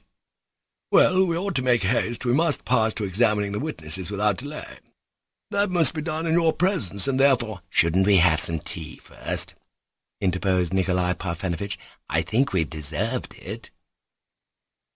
They decided that if tea were ready downstairs, Mikhail Makarovitch had no doubt gone down to get some, they would have a glass and then go on, putting off their proper breakfast until a more favourable opportunity. Tea really was ready below, and was soon brought up. Mitya at first refused the glass that Nikolai Parfenovitch politely offered him, but afterwards he asked for it himself and drank it greedily. He looked surprisingly exhausted. It might have been supposed from his Herculean strength that one night of carousing, even accompanied by the most violent emotions, could have had little effect on him. But he felt that he could hardly hold his head up, and from time to time all the objects about him seemed heaving and dancing before his eyes. "A little more, and I shall begin raving," he said to himself. Chapter 8. The Evidence of the Witnesses. The Babe. The examination of the witnesses began, but we will not continue our story in such detail as before, and so we will not dwell on how Nikolai Parfenovitch impressed on every witness called that he must give his evidence in accordance with truth and conscience, and that he would afterwards have to repeat his evidence on oath, how every witness was called upon to sign the protocol of his evidence, and so on. We will only note that the point principally insisted upon in the examination was the question of the 3,000 roubles, that is, was the sum spent here, at Mokroe, by Mitya on the first occasion a month before, 3,000 or 1,500, and again, had he spent 3,000 or 1,500 yesterday? Alas, all the evidence given by everyone turned out to be against Mitya. There was not one in his favour, and some witnesses introduced new, almost crushing facts, in contradiction of Mitya's story. The first witness examined was Trifon Borisovitch. He was not in the least abashed as he stood before the lawyers. He had, on the contrary, an air of stern and severe indignation with the accused, which gave him an appearance of truthfulness and personal dignity. He spoke little, and with reserve, waited to be questioned, answered precisely and deliberately. Firmly and unhesitatingly he bore witness that the sum spent a month before could not have been less than 3,000, that all the peasants about here would testify that they'd heard the sum of 3,000 mentioned by Dmitri Fyodorovitch himself. What a lot of money he flung away on the gypsy girls alone! He wasted 1,000, I dare say, on them alone. I don't believe I gave them 500, was Mitya's gloomy comment on this. It's a pity I didn't count the money at the time, but I was drunk. Mitya was sitting sideways with his back to the curtains. He listened gloomily with a melancholy and exhausted air, as though he would say, "Oh, say what you like, it makes no difference now." "More than 1,000 went on them, Dmitri Fyodorovitch," retorted Trifon Borisovitch firmly. "You flung it about at random, and they picked it up. They were a rascally, thievish lot, horse-stealers. They'd been driven away from here, or maybe they'd bear witness themselves how much they got from you. I saw the sum in your hands myself. Counted, I didn't. You didn't let me, that's true enough. But by the look of it, I should say it was far more than 1,500. 1,500, indeed. We've seen money, too. We can judge off amount." As for the sum spent yesterday, he asserted that Dmitri Fyodorovitch had told him as soon as he arrived that he'd brought 3,000 with him. "Come now, is that so, Trifon Borisovitch?" replied Mitya. "Surely I didn't declare so positively that I'd brought 3,000. Well, you did say so, Dmitri Fyodorovitch. You said it before Andrei. Andrei himself is still here. Send for him. And in the hall, when you were treating the chorus, you shouted straight out that you would leave your 6,000 here. That is with what you'd spent before, we must understand. Stepan and Semyon heard it, and Pyotr Fomitch Kalganov, too, was standing beside you at the time. Maybe he'd remember it." The evidence as to the 6,000 made an extraordinary impression on the two lawyers. They were delighted with this new mode of reckoning. 3 and 3 made 6, 3,000 then, and 3 now, made 6, that was clear. They questioned all the peasants suggested by Trifon Borisovitch, Stepan and Semyon, the driver, Andrei, and Kalganov. The peasants and the driver unhesitatingly confirmed Trifon Borisovitch's evidence. They noted down with particular care Andrei's account of the conversation he'd had with Mitya on the road. "Where," says he, "am I, Dmitri Fyodorovitch, going? To heaven or to hell, and shall I be forgiven in the next world or not?" The psychological Ippolit Kirillovitch heard this with a subtle smile, and ended by recommending that these remarks as to where Dmitri Fyodorovitch would go should be included in the case. Kalganov, when called, came in reluctantly, frowning and ill-humoured, and he spoke to the lawyers as though he'd never met them before in his life, though they were acquaintances whom he'd been meeting every day for a long time past. He began by saying that he knew nothing about it and didn't want to, but it appeared that he had heard of the 6,000, and he admitted that he had been standing close by at the moment. As far as he could see, he didn't know how much money Mitya had in his hands. He affirmed that the Poles had cheated at cards. In reply to reiterated questions, he stated that after the Poles had been turned out, Mitya's position with Agrafena Alexandrovna had certainly improved, and that she had said that she loved him. He spoke of Agrafena Alexandrovna with reserve and respect, as though she'd been a lady of the best society, and did not once allow himself to call her Grushenka. In spite of the young man's obvious repugnance at giving evidence, Ippolit Kirillovitch examined him at great length, and only from him learnt all the details of what made up Mitya's romance, so to say, on that night. Mitya did not once pull Kalganov up. At last they let the young man go, and he left the room with unconcealed indignation. The Poles, too, were examined. Though they'd gone to bed in their room, they'd not slept all night, and on the arrival of the police officers they hastily dressed and got ready, realizing that they would certainly be sent for. They gave their evidence with dignity, though not without some uneasiness. The little Pole turned out to be a retired official of the 12th class who had served in Siberia as a veterinary surgeon. His name was Musyalovich. Pan Wróblewski turned out to be an uncertified dentist.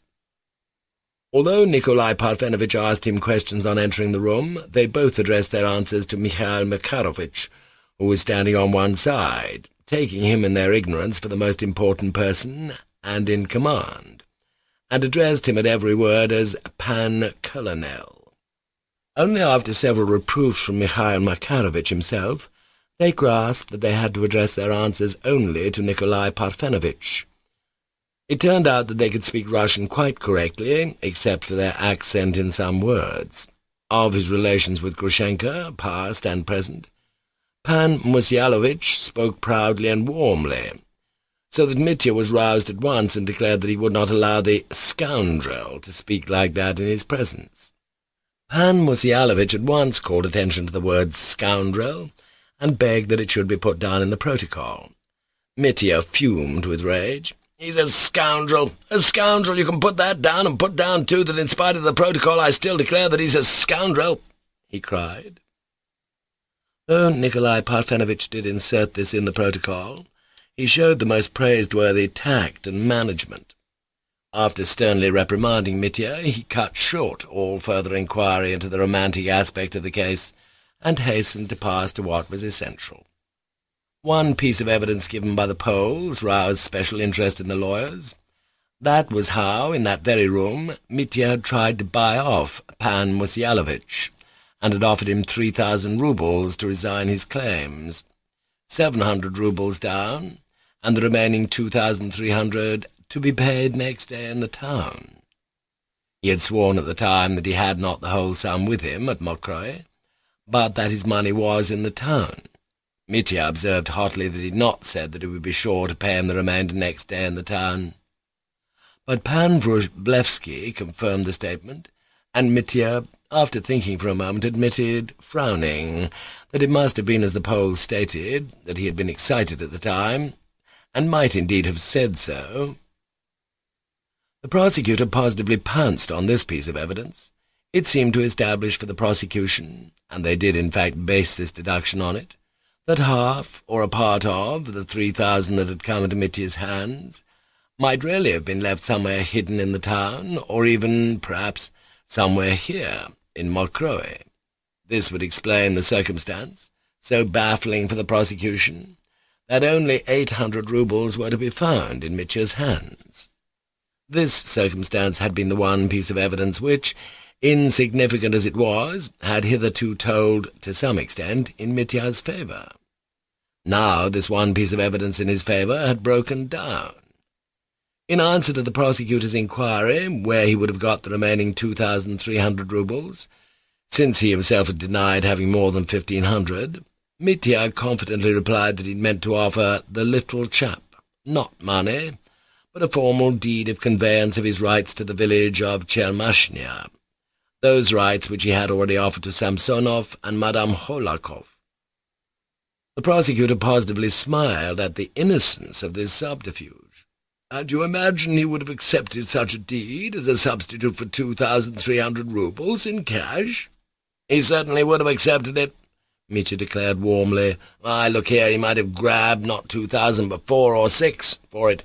He would have put his lawyers, Poles and Jews, onto the job, and might have got not 3,000 but the whole property out of the old man." The evidence of Pan Musyalovich was of course entered into the protocol in the fullest detail. Then they let the Poles go. The incident of the cheating at cards was hardly touched upon. Nikolai Parfenovitch was too well pleased with them as it was, and did not want to worry them with trifles. Moreover, it was nothing but a foolish, drunken quarrel over cards. There had been drinking and disorder enough that night. So the 200 roubles remained in the pockets of the Poles. Then old Maximov was summoned. He came in timidly, approached with little steps, looking very dishevelled and depressed.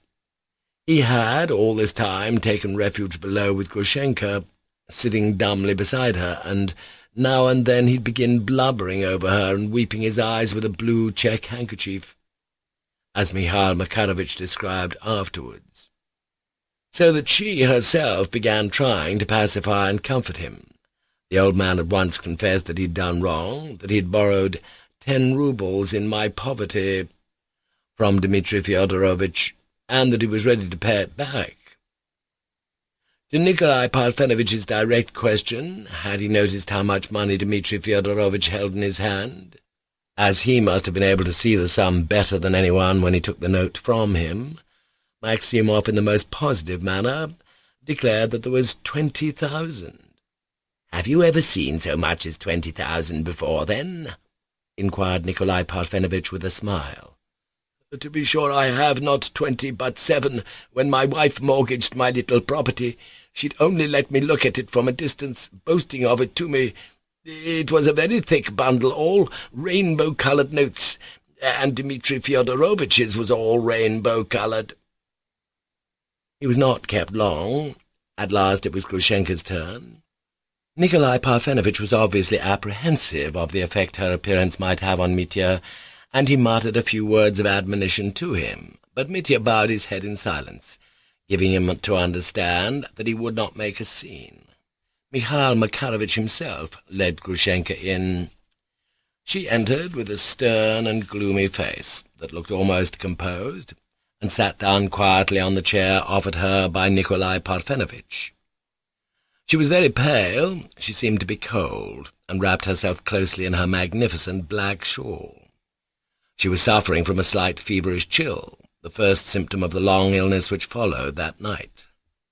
Her grave air, her direct, earnest look and quiet manner made a very favourable impression on everyone. Nikolai Parfenovitch was even a little bit fascinated.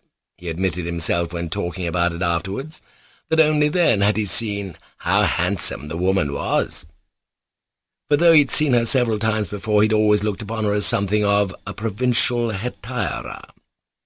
"She has the manners of the best society," he said enthusiastically, gossiping about her in a circle of ladies.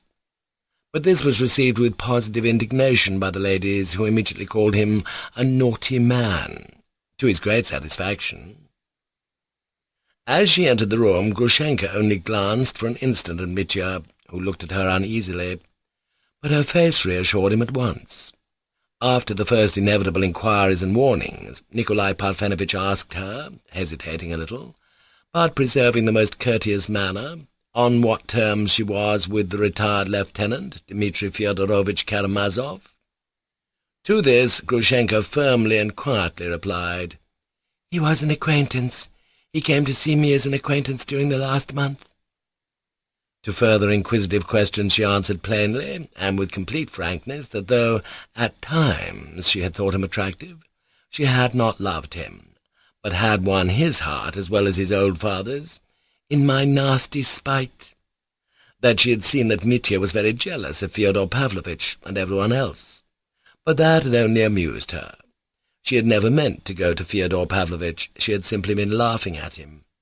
"I had no thoughts for either of them all this last month. I was expecting another man who had wronged me. But I think," she said in conclusion, "that there's no need for you to inquire about that, nor for me to answer you, for that's my own affair."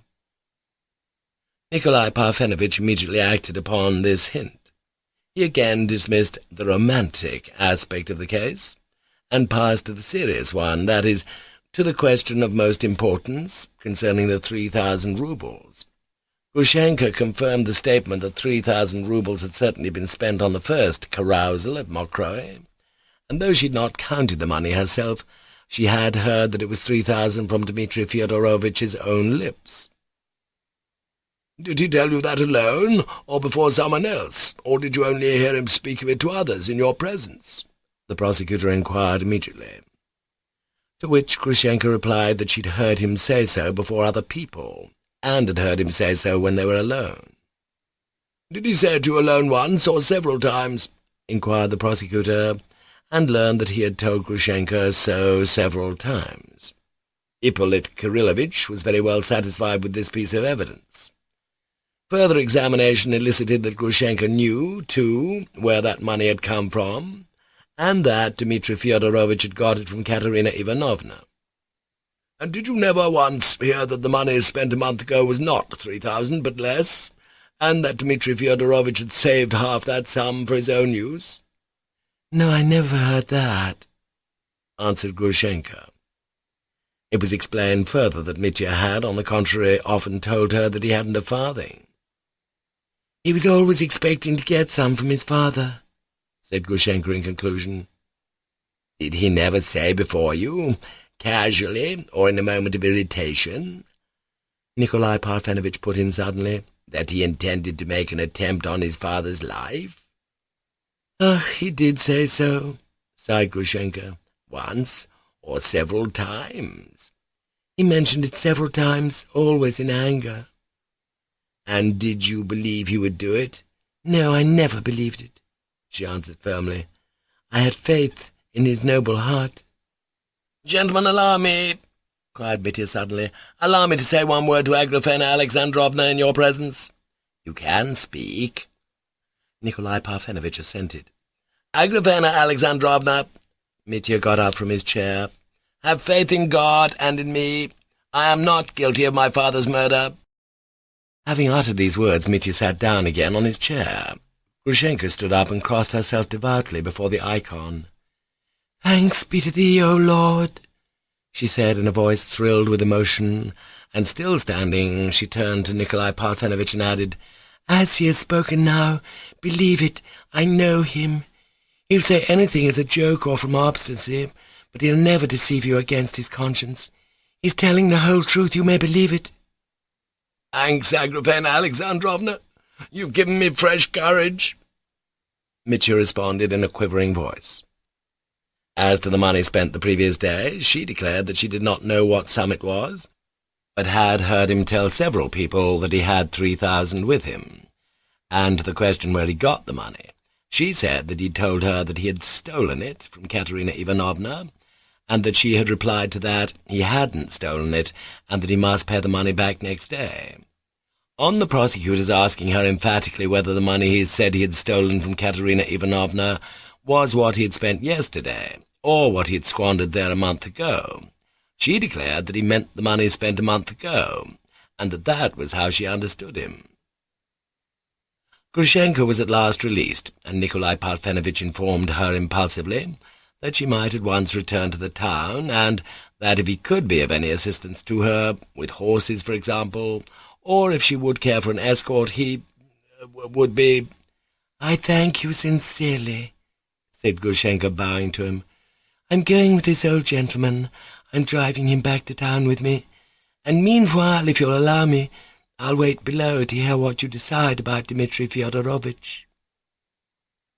She went out. Mitya was calm, and even looked more cheerful, but only for a moment. He felt more and more oppressed by a strange physical weakness. His eyes were closing with fatigue. The examination of the witness was at last over. They proceeded to a final revision of the protocol. Mitya got up, moved from his chair to the corner by the curtain, lay down on a large chest covered with a rug, and instantly fell asleep. He had a strange dream, utterly out of keeping with the place and the time. He was driving somewhere in the steppes, where he'd been stationed long ago, and a peasant was driving him in a cart with a pair of horses, through snow and sleet. He was cold. It was early in November, and the snow was falling in big, wet flakes, melting as soon as it touched the earth, and the peasant drove him smartly. He had a fair, long beard. He was not an old man, somewhere about 50, and he had on a grey peasant's smock. Not far off was a village. He could see the black huts, and half the huts were burnt down. There were only the charred beams sticking up. And as they drove in, there were peasant women drawn up along the road, a lot of women, a whole row, all thin and wan, with their faces a sort of brownish colour, especially one at the edge, a tall, bony woman who looked 40, but might have been only 20, with a long, thin face, and in her arms was a little baby crying, and her breasts seemed so dried up that there was not a drop of milk in them, and the child cried and held out its little bare arms, with its little fists blue from cold. "Why are they crying? Why are they crying?" Mitya asked as they dashed gaily by. "It's the babe," answered the driver, "the babe weeping." And Mitya was struck by his saying, in his peasant way, "the babe," and he liked the peasants calling it a babe. There seemed more pity in it. "But why is it weeping?" Mitya persisted stupidly. "Why are its little arms bare? Why don't they wrap it up?" The babe's cold, its little clothes are frozen and don't warm it. But why is it? Why?" Foolish Mitya still persisted. "Why, they're poor people, burned out. They've no bread, they're begging 'cause they've been burned out." "No, no." Mitya, as it were, still did not understand. "Tell me why it is those poor mothers stand there. Why are people poor? Why is the babe poor? Why is the step barren? Why don't they hug each other and kiss? Why don't they sing songs of joy? Why are they so dark from black misery? Why don't they feed the babe?" And he felt that, though his questions were unreasonable and senseless, yet he wanted to ask just that, and he had to ask it just in that way. And he felt that a passion of pity, such as he'd never known before, was rising in his heart, and he wanted to cry, that he wanted to do something for them all, so that the babe should weep no more, so that the dark-faced, dried-up mother should not weep, that no one should shed tears again from that moment. And he wanted to do it at once, regardless of all obstacles, with all the recklessness of the Karamazovs. "And I'm coming with you. I won't leave you now for the rest of my life. I'm coming with you," he heard close beside him Grushenka's tender voice, thrilling with emotion, and his heart glowed, and he struggled forward towards the light, and he longed to live, to go on and on towards the new beckoning light, and to hasten, now, at once. "What? Where?" he exclaimed, opening his eyes and sitting up on the chest, as though he'd revived from a swoon, smiling brightly. Nikolai Parfenovitch was standing over him, suggesting that he should hear the protocol read aloud and sign it. Mitya guessed that he'd been asleep an hour or more, but he did not hear Nikolai Parfenovitch. He was suddenly struck by the fact that there was a pillow under his head, which hadn't been there when he'd leant back, exhausted, on the chest. "Who put that pillow under my head? Who was so kind?" he cried with a sort of ecstatic gratitude, and tears in his voice, as though some great kindness had been shown him. He never found out who this kind man was, perhaps one of the peasant witnesses, or Nikolai Parfenovitch's little secretary, had compassionately thought to put a pillow under his head, but his whole soul was quivering with tears. He went to the table and said that he would sign whatever they liked. "I've had a good dream, gentlemen," he said in a strange voice, with a new light, as of joy, in his face. Chapter 9. They carry Mitya away.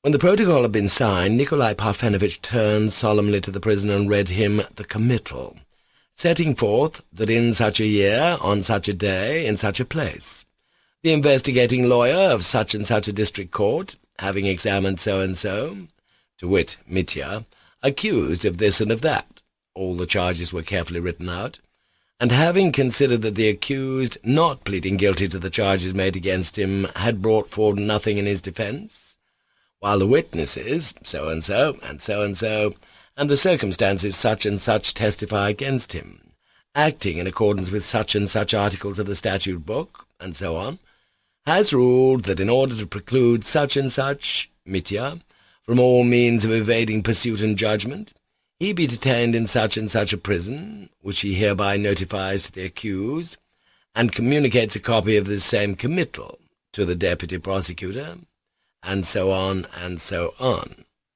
In brief, Mitya was informed that he was, from that moment, a prisoner, and that he would be driven at once to the town, and there shut up in a very unpleasant place. Mitya listened attentively, and only shrugged his shoulders. "Well, gentlemen, I don't blame you. I'm ready. I understand that there's nothing else for you to do." Nikolai Parfenovitch informed him gently that he would be escorted at once by the rural police officer, Mavriki Mavrikyevich, who happened to be on the spot. "Stay!" Mitya interrupted suddenly, and impelled by uncontrollable feeling, he pronounced, addressing all in the room, "Gentlemen, we're all cruel. We're all monsters. We all make men weep, and mothers, and babes at the breast.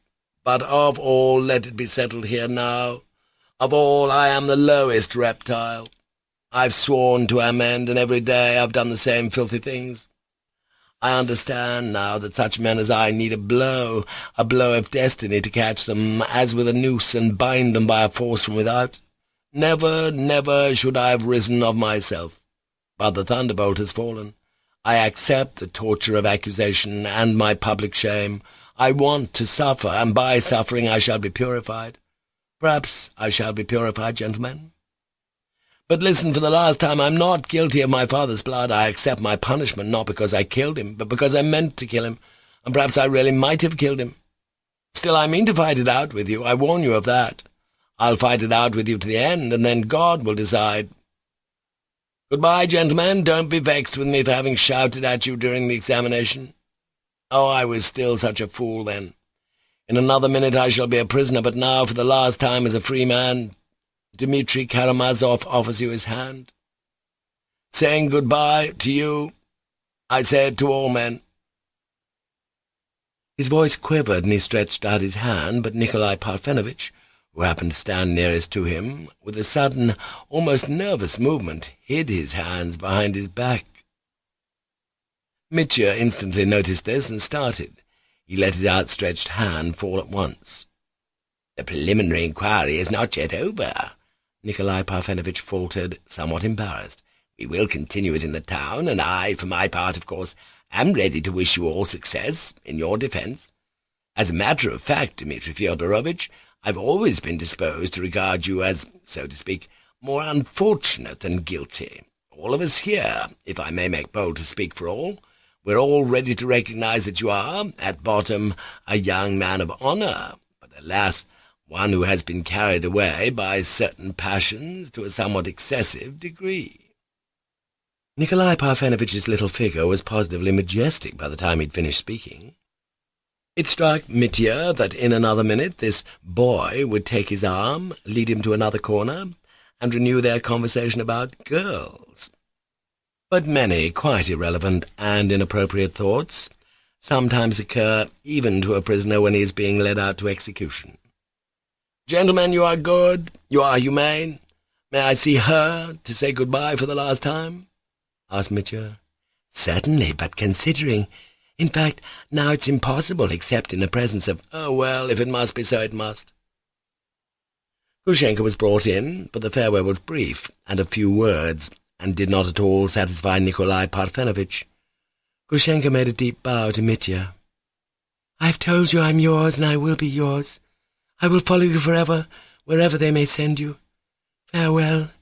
You are guiltless, though you've been your own undoing."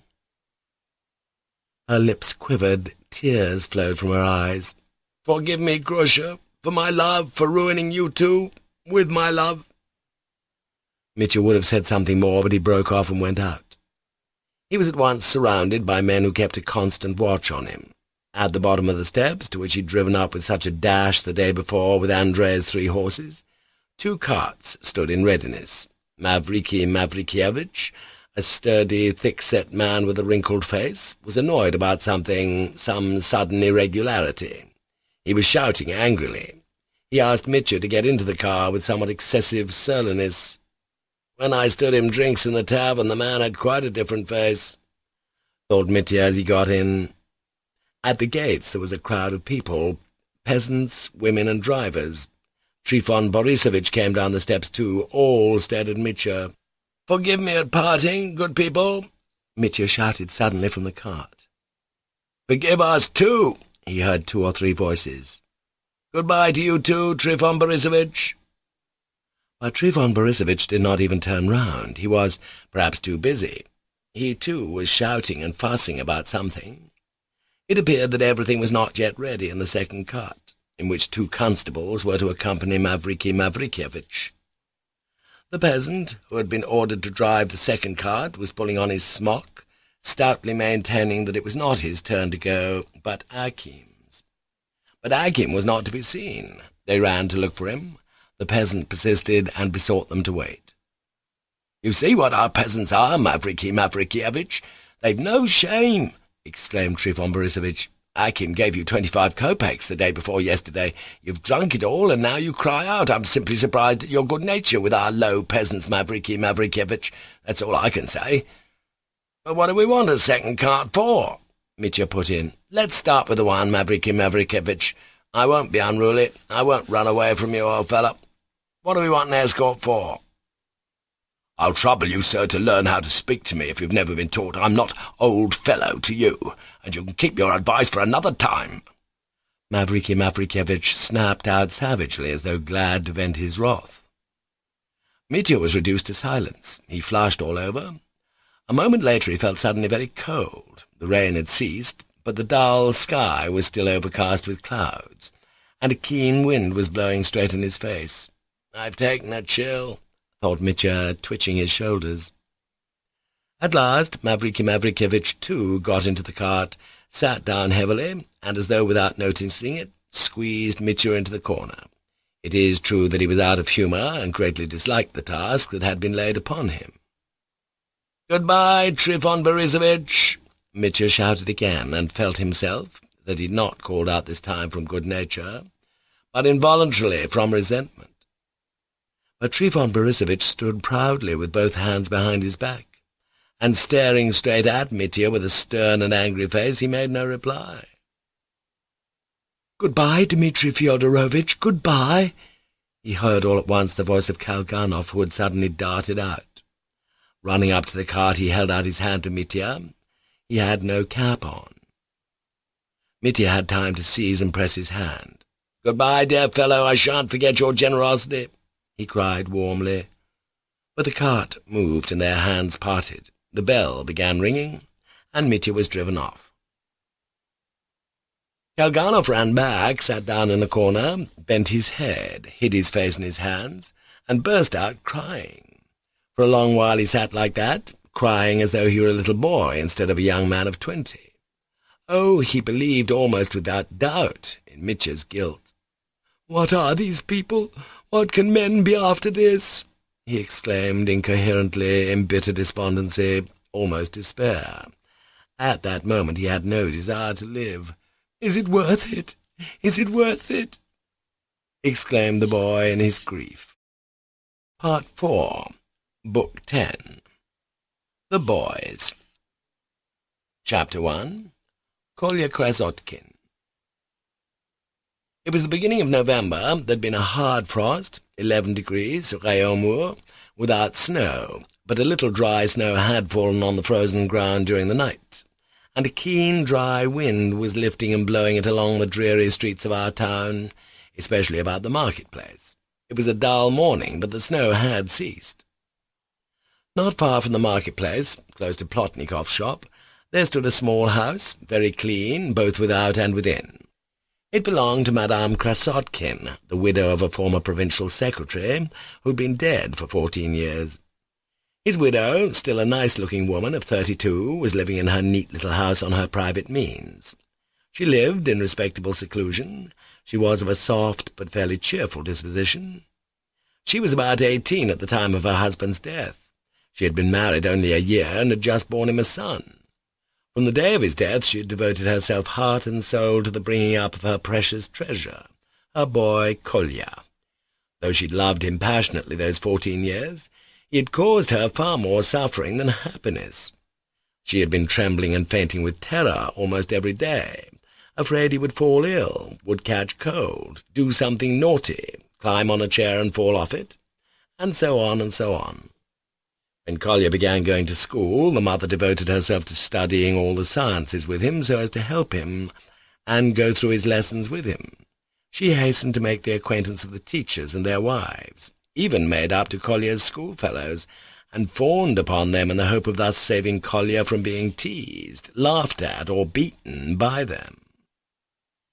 She went so far that the boys actually began to mock at him on her account, and taunt him with being a mother's darling. But the boy could take his own part. He was a resolute boy, tremendously strong, as was rumoured in his class, and soon proved to be the fact. He was agile, strong-willed, and of an audacious and enterprising temper. He was good at lessons, and there was a rumour in the school that he could beat the teacher, Dardanilov, at arithmetic and universal history. Though he looked down upon everyone, he was a good comrade, and not supercilious. He accepted his schoolfellows' respect as his due, but was friendly with them. Above all, he knew where to draw the line. He could restrain himself on occasion, and in his relations with the teachers he never overstepped that last mystic limit, beyond which a prank became an unpardonable breach of discipline. But he was as fond of mischief on every possible occasion as the smallest boy in the school, and not so much for the sake of mischief as for creating a sensation, inventing something, doing something effective and conspicuous. He was extremely vain. He knew how to make even his mother give way to him. He was almost despotic in his control of her. She gave way to him. Oh, she had given way to him for years. The one thought unendurable to her was that her boy had no great love for her. She was always fancying Kolya was unfeeling to her, and at times, dissolving into hysterical tears, she used to reproach him with his coldness. The boy disliked this, and the more demonstrations of feeling were demanded of him, the more he seemed intentionally to avoid them.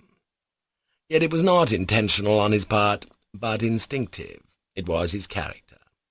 His mother was mistaken. He was very fond of her. He only disliked sheepish sentimentality, as he expressed it in his schoolboy language. There was a bookcase in the house containing a few books that had been his father's. Kolya was fond of reading, and had read several of them by himself. His mother did not mind that, and only wondered sometimes at seeing the boy stand for hours by the bookcase, poring over a book instead of going to play. And in that way Kolya read some things unsuitable for his age.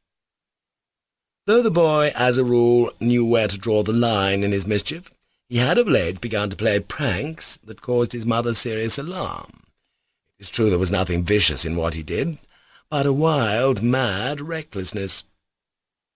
It happened that July, during the summer holidays, that the mother and son went to another district, 45 miles away, to spend a week with a distant relation, whose husband was an official at the railway station, the very station, the nearest one to our town, from which a month later Ivan Fyodorovitch Karamazov set off for Moscow. There Kolya began by carefully investigating every detail connected with the railway, knowing that he could impress his schoolfellows when he got home with his newly acquired knowledge. But there happened to be some other boys in the place with whom he soon made friends. Some of them were living at the station, others in the neighbourhood. There were 6 or 7 of them, all between 12 and 15, and 2 of them came from our town. The boys played together, and on the 4th or 5th day of Kolya's stay at the station, a mad bet was made by the foolish boys. Kolya, who was almost the youngest of the party, and rather looked down upon by the others in consequence, was moved by vanity, or by reckless bravado, to bet them 2 roubles that he would lie down between the rails at night when the 11 o'clock train was due, and would lie there without moving while the train rolled over him at full speed. It is true they made a preliminary investigation, from which it appeared that it was possible to lie so flat between the rails that the train could pass over without touching, but to lie there was no joke. Kolya maintained stoutly that he would. At first they laughed at him, called him a little liar, a braggart, but that only egged him on. What piqued him most was that these boys of 15 turned up their noses at him too superciliously, and were at first disposed to treat him as a small boy, not fit to associate with them, and that was an unendurable insult. And so it was resolved to go in the evening, half a mile from the station, so that the train might have time to get up full speed after leaving the station. The boys assembled. It was a pitch-dark night, without a moon. At the time fixed, Kolya lay down between the rails. The 5 others who had taken the bet waited among the bushes below the embankment, their hearts beating with suspense, which was followed by alarm and remorse. At last they heard in the distance the rumble of the train leaving the station. 2 red lights gleamed out of the darkness. The monster roared as it approached. "Run! Run away from the rails!" the boys cried to Kolya from the bushes, breathless with terror. But it was too late. The train darted up and flew past. The boys rushed to Kolya. He lay without moving. They began pulling at him, lifting him up. He suddenly got up and walked away without a word. Then he explained that he'd lain there as though he were insensible, to frighten them. But the fact was that he really had lost consciousness, as he confessed long after to his mother. In this way his reputation as a desperate character was established forever. He returned home to the station as white as a sheet. Next day he had a slight attack of nervous fever, but he was in high spirits and well pleased with himself. The incident did not become known at once, but when they came back to the town it penetrated to the school, and even reached the ears of the masters. But then Kolyar's mother hastened to entreat the masters on her boy's behalf, and in the end Dardanelov, a respected and influential teacher, exerted himself in his favour, and the affair was ignored. Dardanelov was a middle-aged bachelor who had been passionately in love with Madame Krasotkin for many years past, and had once already, about a year previously, ventured, trembling with fear and the delicacy of his sentiments, to offer her most respectfully his hand in marriage. But she refused him resolutely, feeling that to accept him would be an act of treachery to her son, though Dardanelov had, to judge from certain mysterious symptoms, reason for believing that he was not an object of aversion to the charming, but too chaste and tender-hearted widow. Kolyar's mad prank seems to have broken the ice, and Dardanelov was rewarded for his intercession by a suggestion of hope. The suggestion, it is true, was a faint one, but then Dardanelov was such a paragon of purity and delicacy that it was enough for the time being to make him perfectly happy. He was fond of the boy, though he would have felt it beneath him to try and win him over, and was severe and strict with him in class. Kolyar, too, kept him at a respectful distance. He learned his lessons perfectly. He was second in his class, was reserved with Dardanelov, and the whole class firmly believed that Kolyar was so good at universal history that he could beat even Dardanelov. Kolyar did indeed ask him the question, "Who founded Troy?" to which Dardanelov had made a very vague reply, referring to the movements and migrations of races, to the remoteness of the period, to the mythical legends. But the question, who had founded Troy, that is, what individuals, he could not answer, and even for some reason regarded the question as idle and frivolous. But the boys remained convinced that Dardanelov did not know who founded Troy. Kolyar had read of the founders of Troy in Smaragdov, whose history was among the books in his father's bookcase. In the end, all the boys became interested in the question who it was that had founded Troy, but Krasotkin would not tell his secret, and his reputation for knowledge remained unshaken. After the incident on the railway, a certain change came over Kolyar's attitude to his mother. When Ada Fyodorovna, Madame Krasotkin, heard of her son's exploit, she almost went out of her mind with horror. She had such terrible attacks of hysterics, lasting with intervals for several days, that Kolyar, seriously alarmed at last, promised on his honour that such pranks should never be repeated. He swore on his knees before the holy image, and swore by the memory of his father, at Madame Krasotkin's instance, and the manly Kolyar burst into tears like a boy of 6. And all that day the mother and son were constantly rushing into each other's arms, sobbing. Next day Kolyar woke up as unfeeling as before, but he had become more silent, more modest, sterner, and more thoughtful. 6 weeks later, it is true, he got into another scrape, which even brought his name to the ears of our Justice of the Peace, but it was a scrape of quite another kind, amusing, foolish, and he did not, as it turned out, take the leading part in it, but was only implicated in it. But of this later. His mother still fretted and trembled, but the more uneasy she became, the greater were the hopes of Dardanelov. It must be noted that Kolyar understood and divined what was in Dardanelov's heart, and, of course, despised him profoundly for his feelings. He had in the past been so tactless as to show this contempt before his mother, hinting vaguely that he knew what Dardanelov was after. But from the time of the railway incident, his behaviour in this respect also was changed. He did not allow himself the remotest allusion to the subject, and began to speak more respectfully of Dardanelov before his mother, which the sensitive woman at once appreciated with boundless gratitude. But at the slightest mention of Dardanelov by a visitor in Kolyar's presence, she would flush as pink as a rose. At such moments Kolyar would either stare out of the window, scowling, or would investigate the state of his boots, or would shout angrily for Perez Von, the big, shaggy, mangy dog, which he'd picked up a month before, brought home, and kept for some reason secretly indoors, not showing him to any of his schoolfellows. He bullied him frightfully, teaching him all sorts of tricks, so that the poor dog howled for him whenever he was absent at school, and when he came in, whined with delight, rushed about as if he were crazy, begged, lay down on the ground pretending to be dead, and so on. In fact, showed all the tricks he had taught him, not at the word of command, but simply from the zeal of his excited and grateful heart. I have forgotten, by the way, to mention that Kolya Krasotkin was the boy stabbed with a penknife by the boy already known to the reader as the son of Captain Snegiryov. Ilusha had been defending his father when the schoolboys jeered at him, shouting the nickname Wisp of Toe. Chapter 2. Children. And so, on that frosty, snowy, and windy day in November, Kolya Krasotkin was sitting at home. It was Sunday, and there was no school. It had just struck 11, and he particularly wanted to go out on very urgent business. But he was left alone in charge of the house, for it so happened that all its elder inmates were absent, owing to a sudden and singular event. Madame Krasotkin had let 2 little rooms, separated from the rest of the house by a passage, to a doctor's wife with her 2 small children. This lady was the same age as Anna Fyodorovna, and a great friend of hers.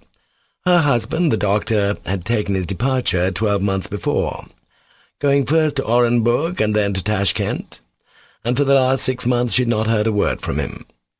Had it not been for her friendship with Madame Krasotkin, which was some consolation to the forsaken lady, she would certainly have completely dissolved away in tears.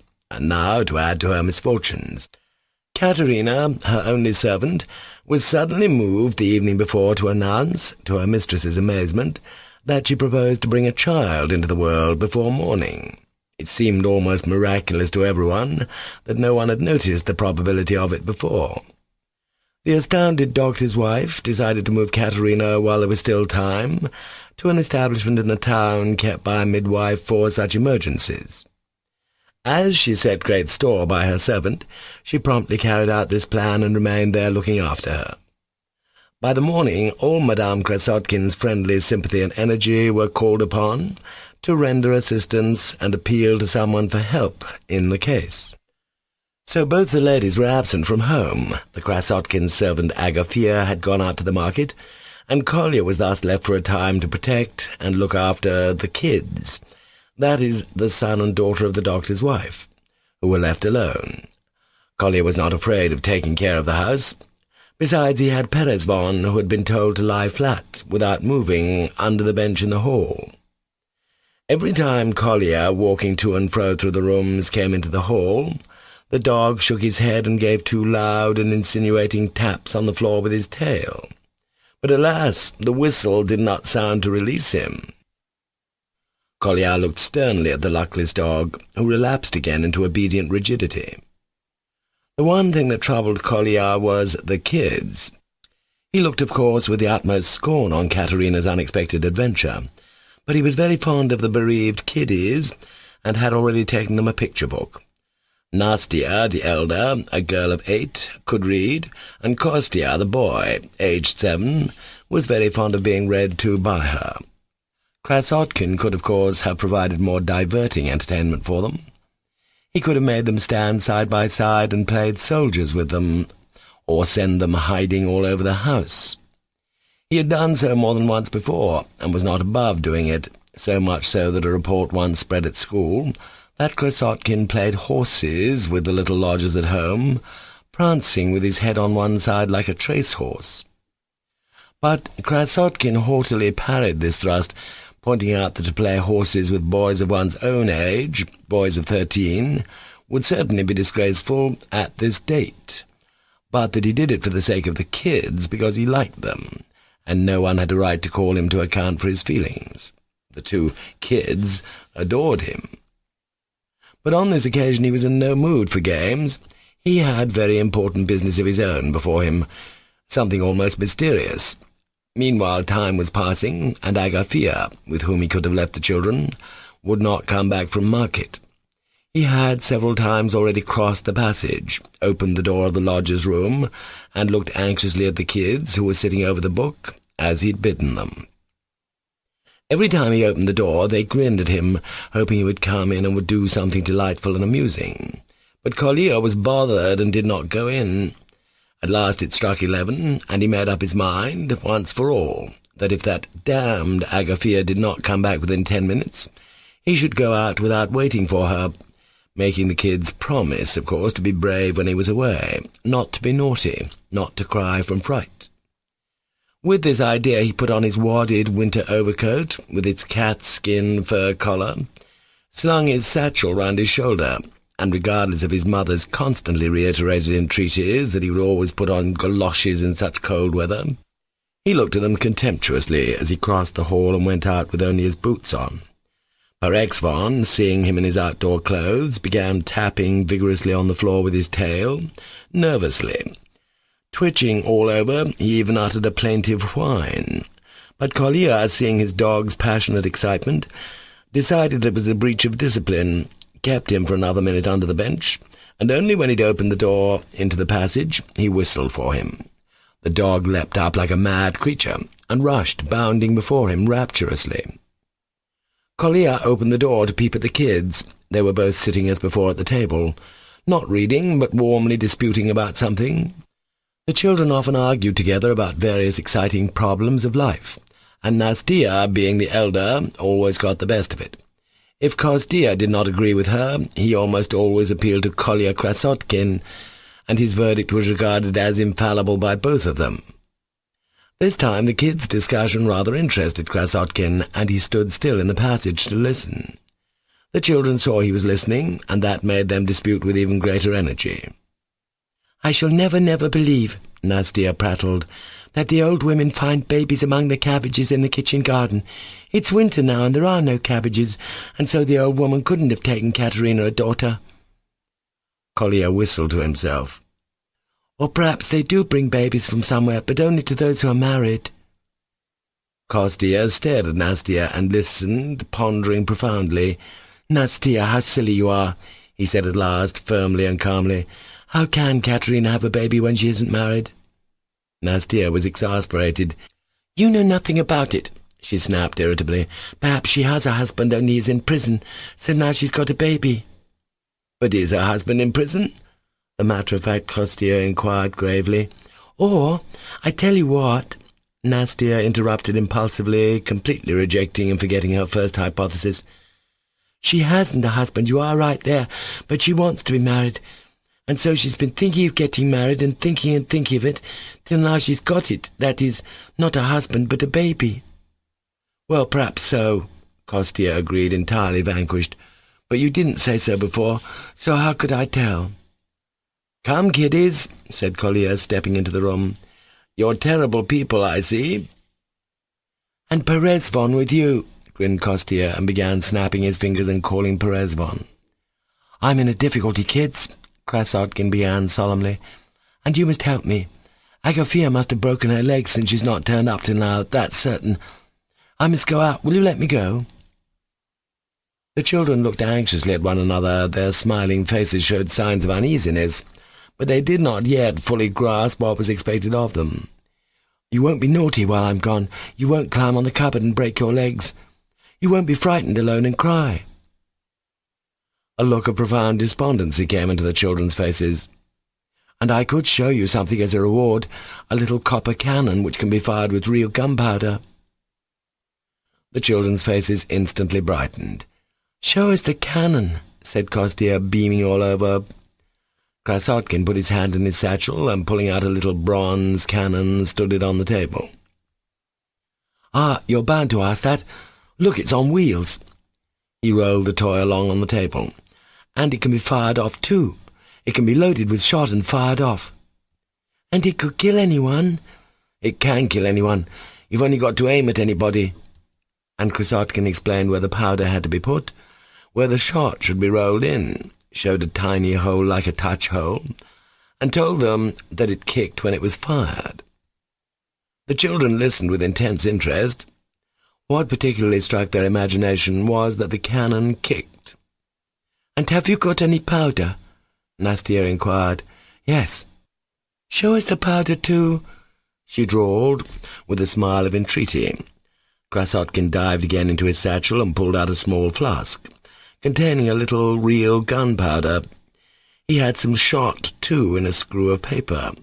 He even uncorked the flask and shook a little powder into the palm of his hand. "One has to be careful there's no fire about, or it would blow up and kill us all," Krasotkin warned them sensationally.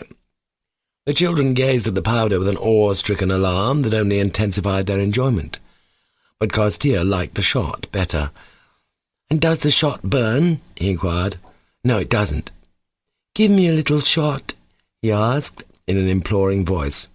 "I'll give you a little shot. Here, take it, but don't show it to your mother till I come back, or she'll be sure to think it's gunpowder and will die of fright and give you a thrashing." "Mother never does whip us," Nastya observed at once. "I know. I only said it to finish the sentence. And don't you ever deceive your mother except just this once, until I come back. And so, kiddies, can I go out? You won't be frightened and cry when I'm gone?" "We shall cry," drawled Kostya, on the verge of tears already.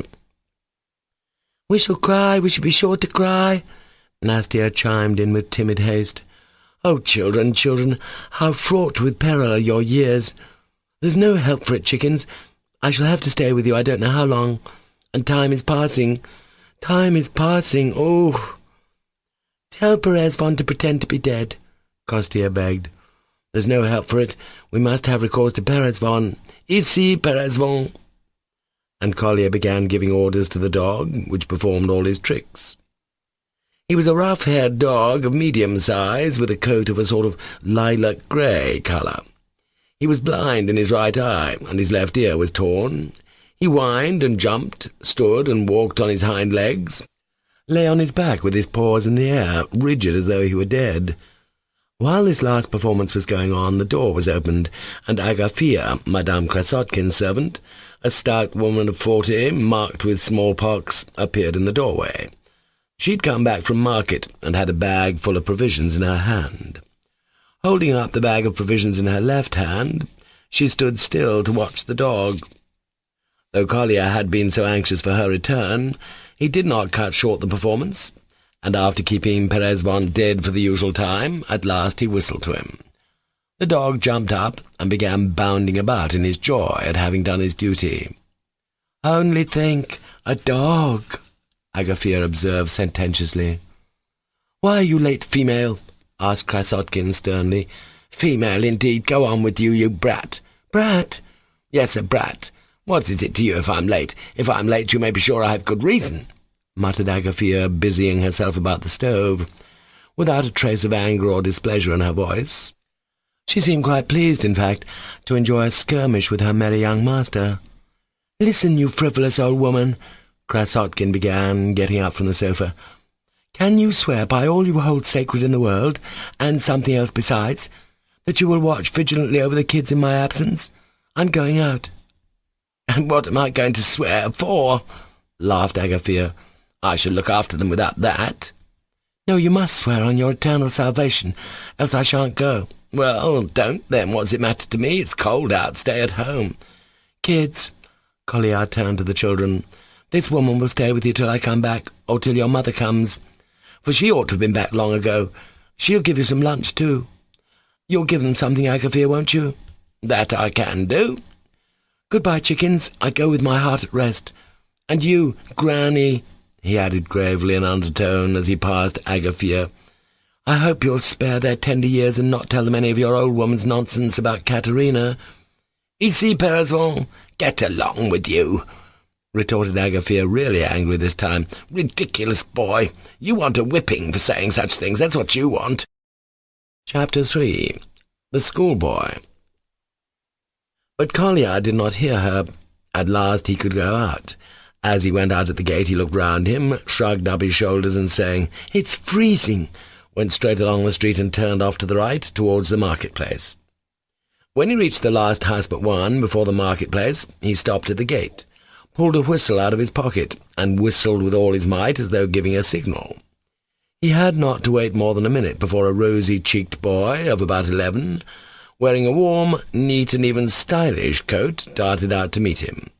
This was Smurov, a boy in the preparatory class, 2 classes below Kolya Krasotkin. son of a well-to-do official. Apparently he was forbidden by his parents to associate with Krasotkin, who was well known to be a desperately naughty boy, so Smurov was obviously slipping out on the sly. He was, if the reader has not forgotten, one of the group of boys who, 2 months before, had thrown stones at Ilusha. He was the one who told Alyosha Karamazov about Ilusha.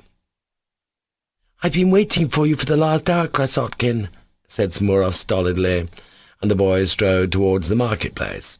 "I'm late," answered Krasotkin. "I was detained by circumstances. You won't be thrashed for coming with me?" "Come, I say, I'm never thrashed. And you've got Perezvon with you?" "Yes." "You're taking him too?" "Yes." "Ah, if it were only Zhutchka." "That's impossible. Zhutchka's non-existent. Zhutchka is lost in the mists of obscurity." "Ah, couldn't we do this?" Smurov suddenly stood still.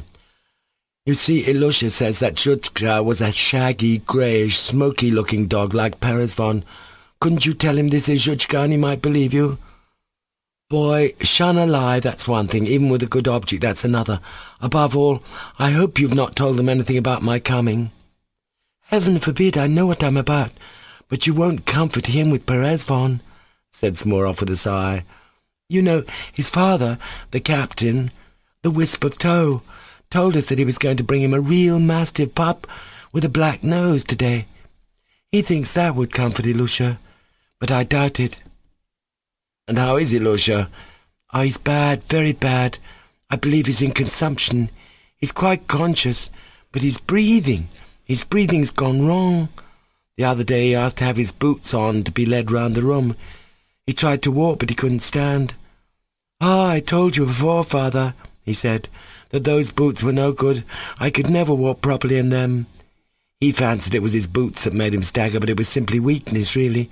He won't live another week. Herzenstube is looking after him. Now they're rich again. They've got heaps of money." "They're rogues." "Who are rogues?" "Doctors and the whole crew of quacks collectively, and also, of course, individually.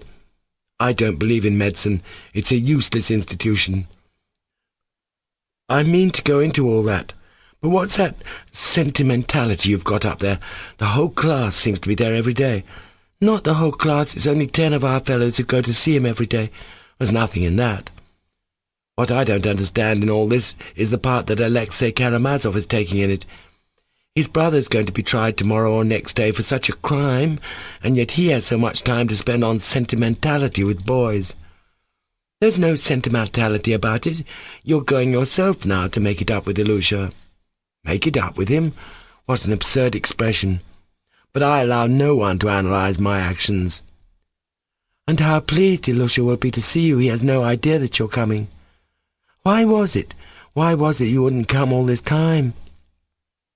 Smurov cried with sudden warmth. "My dear boy, that's my business, not yours. I'm going of myself because I choose to, but you've all been hauled there by Alexei Karamazov. There's a difference, you know. And how do you know? I may not be going to make it up at all. It's a stupid expression." "It's not Karamazov at all. It's not his doing. Our fellows began going there of themselves. Of course they went with Karamazov at first. And there's been nothing of that sort, no silliness. First one went and then another. His father was awfully pleased to see us. You know he'll simply go out of his mind if Ilusha dies. He sees that Ilusha's dying, and he seems so glad we've made it up with Ilusha. Ilusha asked after you, that was all. He just asks and says no more. His father will go out of his mind or hang himself. He behaved like a madman before. You know he is a very decent man. We made a mistake then. It's all the fault of that murderer who beat him then.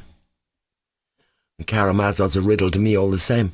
I might have made his acquaintance long ago, but I like to have a proper pride in some cases. Besides, I have a theory about him which I must work out and verify." Kolya subsided into dignified silence. Smurov, too, was silent. Smurov, of course, worshipped Krasotkin and never dreamed of putting himself on a level with him. Now he was tremendously interested at Kolya's saying that he was going of himself to see Ilusha. He felt that there must be some mystery in Kolya's suddenly taking it into his head to go to him that day. They crossed the marketplace. in which at that hour many loaded wagons from the country, and a great number of live fowls. The market women were selling rolls, cottons, and threads, etc., in their booths. These Sunday markets were naively called fairs in the town, and there were many such fairs in the year. Peresvon ran about in the wildest spirits, sniffing about, first one side then the other. When he met other dogs, they zealously smelt each other over according to the rules of canine etiquette. "I like to watch such realistic scenes, Smurov," said Kolya suddenly. "Have you noticed how dogs sniff at one another when they meet? Seems to be a law of their nature." "Yes, it's a funny habit." "No, it's not funny. You're wrong there. There's nothing funny in nature, however funny it may seem to man with his prejudices. If dogs could reason and criticize us, they'd be sure to find just as much that would be funny to them, if not far more, in the social relations of men, their masters. Far more, indeed. I repeat that because I'm convinced that there is far more foolishness amongst us. That's Rakitin's idea, a remarkable idea. I am a socialist, Smurov." "And what is a socialist?" asked Smurov. "That's when all are equal and all have property in common. There are no marriages, and everyone has any religion and laws he likes best, and all the rest of it. You're not old enough to understand yet. It's cold, though." "Yes, 12 degrees of frost. Father looked at the thermometer just now." "Have you noticed, Smurov, that in the middle of winter we don't feel so cold, even when there are 15 or 18 degrees of frost, as we do now in the beginning of winter, when there is a sudden frost of 12 degrees, especially when there's not much snow? It's because people are not used to it. Everything is habit with men, everything, even in their social and political relations. Habit is the great motive power." "What a funny-looking peasant." Kolya pointed to a tall peasant, with a good-natured countenance, in a long sheepskin coat, who was standing by his wagon, clapping together his hands in their shapeless leather gloves to warm them. His long, fair beard was all white with frost. "That peasant's beard's frozen," Kolya cried in a loud, provocative voice as he passed him. "Lots of people's beards are frozen," the peasant replied calmly and sententiously. "Don't provoke him," observed Smurov. "It's all right, he won't be cross, he's a nice fella. Goodbye, Matvey." "Goodbye." "Is your name Matvey?" "Yes, didn't you know?" "No, I didn't, it was a guess." "You don't say so. You're a schoolboy, I suppose?" "Yes." "You get whipped, I expect?" "Nothing to speak of, sometimes." "Does it hurt?" "Well, yes, it does." "Hey, what a life!" The peasant heaved a sigh from the bottom of his heart. "Goodbye, Matvey." "Goodbye. You're a nice chap, that you are." The boys went on. "That was a nice peasant," Kolya observed to Smurov. "I like talking to the peasants, and I'm always glad to do them justice." "Why did you tell a lie pretending we're thrashed?" asked Smurov. "I had to say that to please him." "How do you mean?" "You know, Smurov, I don't like being asked the same thing twice. I like people to understand at the first word. Some things can't be explained. According to a peasant's notions, schoolboys are whipped and must be whipped. What would a schoolboy be if he were not whipped? And if I were to tell him we're not, he'd be disappointed. But you don't understand that. One has to know how to talk to the peasants." "Only don't tease them, please, or you'll get into another scrape as you did about that goose." "So you're afraid?" "Don't laugh, Kolya. Of course I'm afraid. My father would be awfully cross. I'm strictly forbidden to go out with you." "Don't be uneasy. Nothing will happen this time. Hello, Natasha!" he shouted to a market woman in one of the booths. "Call me Natasha. What next? My name is Maria," the middle-aged market woman shouted at him. "I'm so glad it's Maria. Goodbye." "Ah, you young rascal. A brat like you to carry on so. I'm in a hurry, I can't stay now. You shall tell me next Sunday." Kolya waved his hand at her, as though she had attacked him and not he her. "I've nothing to tell you next Sunday. You set upon me, you impotent young monkey. I didn't say anything," bawled Maria. "You want a whipping, that's what you want, you saucy jackanapes."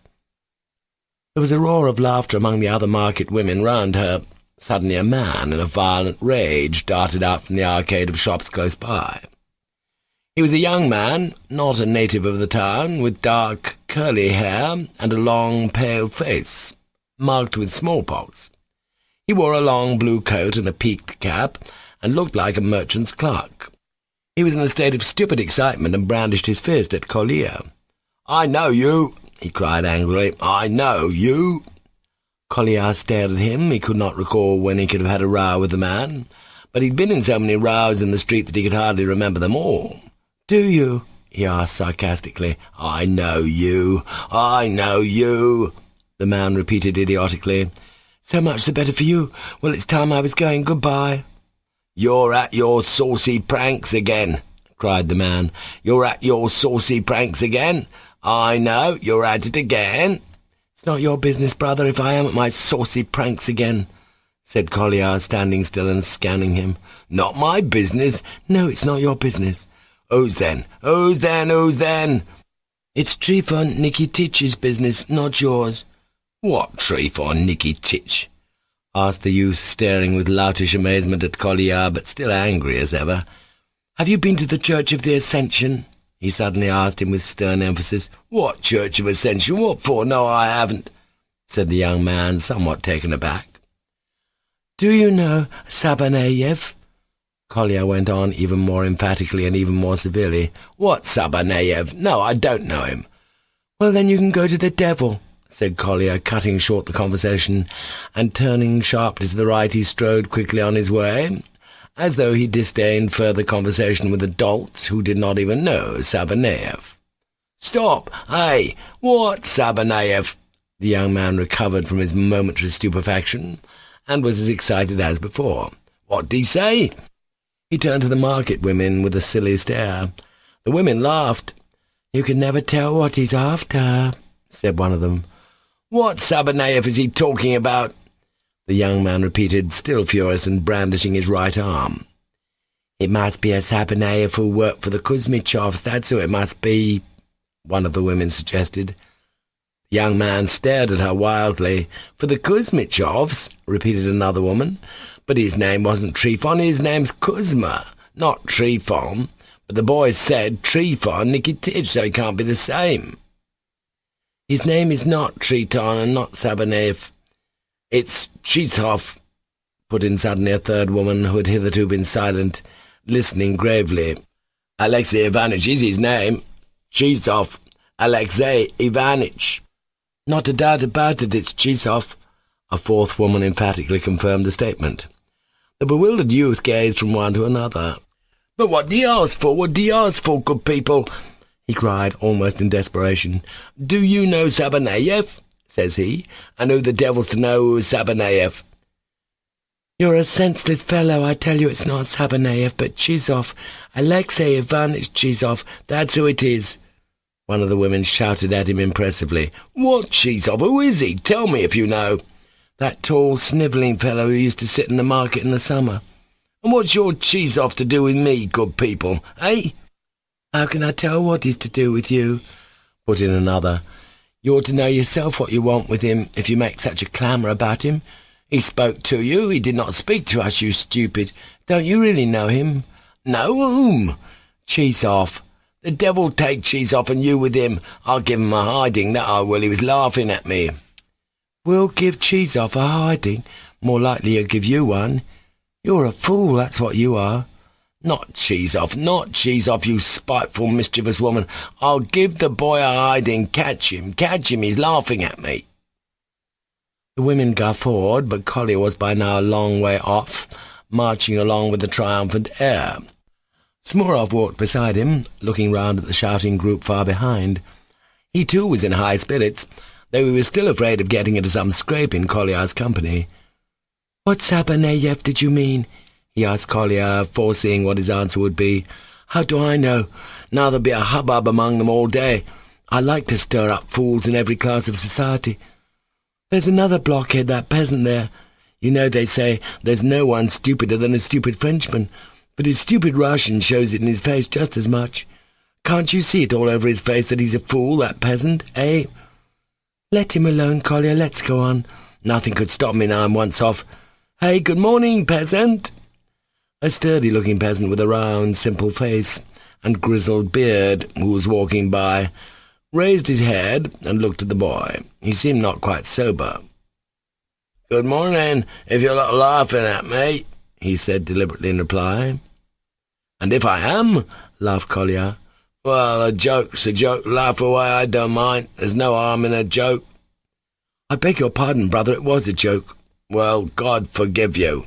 "Do you forgive me too?" "I quite forgive you. Go along." "I say you seem a clever peasant." "Cleverer than you," the peasant answered unexpectedly with the same gravity. "I doubt it," said Collier, somewhat taken aback. "It's true, though." "Perhaps it is." "It is, brother." "Goodbye, peasant." "Goodbye."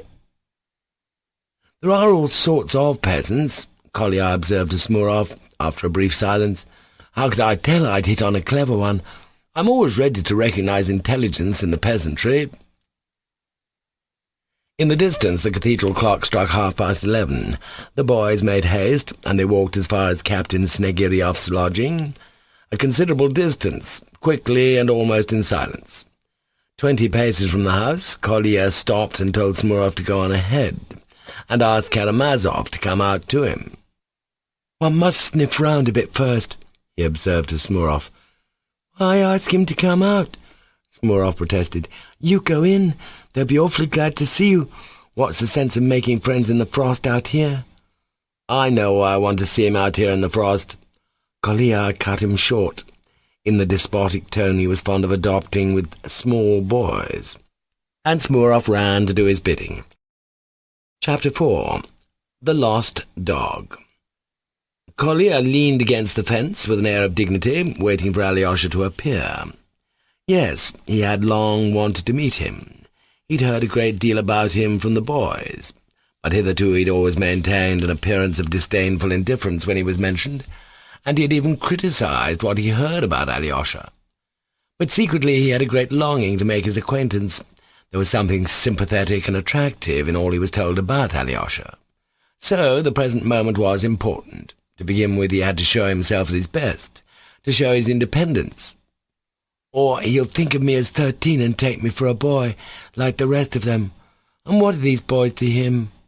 I shall ask him when I get to know him. It's a pity I'm so short, though. Tuzikov is younger than I am, yet he is half a head taller. But I have a clever face. I'm not good-looking. I know I'm hideous, but I've a clever face. I mustn't talk too freely. If I fall into his arms all at once, he may think, 'Oh, phew, how horrible, if he should think.'" Such were the thoughts that excited Collier while he was doing his utmost to assume the most independent air. What distressed him most was his being so short. He did not mind so much his hideous face as being so short. On the wall, in a corner at home, he had the year before made a pencil mark to show his height, and every 2 months since he anxiously measured himself against it to see how much he'd gained. But alas, he grew very slowly, and this sometimes reduced him almost to despair. His face was in reality by no means hideous. On the contrary, it was rather attractive, with a fair, pale skin, freckled. His small, lively grey eyes had a fearless look, and often glowed with feeling. He had rather high cheekbones, small, very red, but very thick lips. His nose was small and unmistakably turned up. "I've a regular pug nose, Collier used to mutter to himself when he looked in the looking-glass, and he always left it with indignation. "But perhaps I haven't got a clever face," he sometimes thought, doubtful even of that. But it must not be supposed that his mind was preoccupied with his face and his height. On the contrary, however bitter the moments before the looking-glass were to him, he quickly forgot them, and forgot them for a long time, abandoning himself entirely to ideas and to real life, as he formulated it to himself. Alyosha came out quickly and hastened up to Collier. Before he reached him, Collier could see that he looked delighted. "Can he be so glad to see me?" Collier wondered, feeling pleased. We may note here in passing that Alyosha's appearance had undergone a complete change since we saw him last.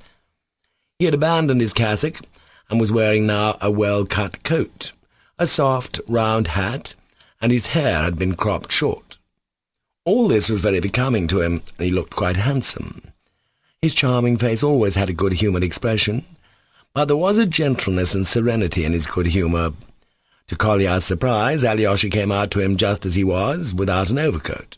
He had evidently come in haste. He held out his hand to Kolya at once. "Here you are at last. How anxious we've been to see you." "There were reasons which you shall note directly. Anyway, I'm glad to make your acquaintance.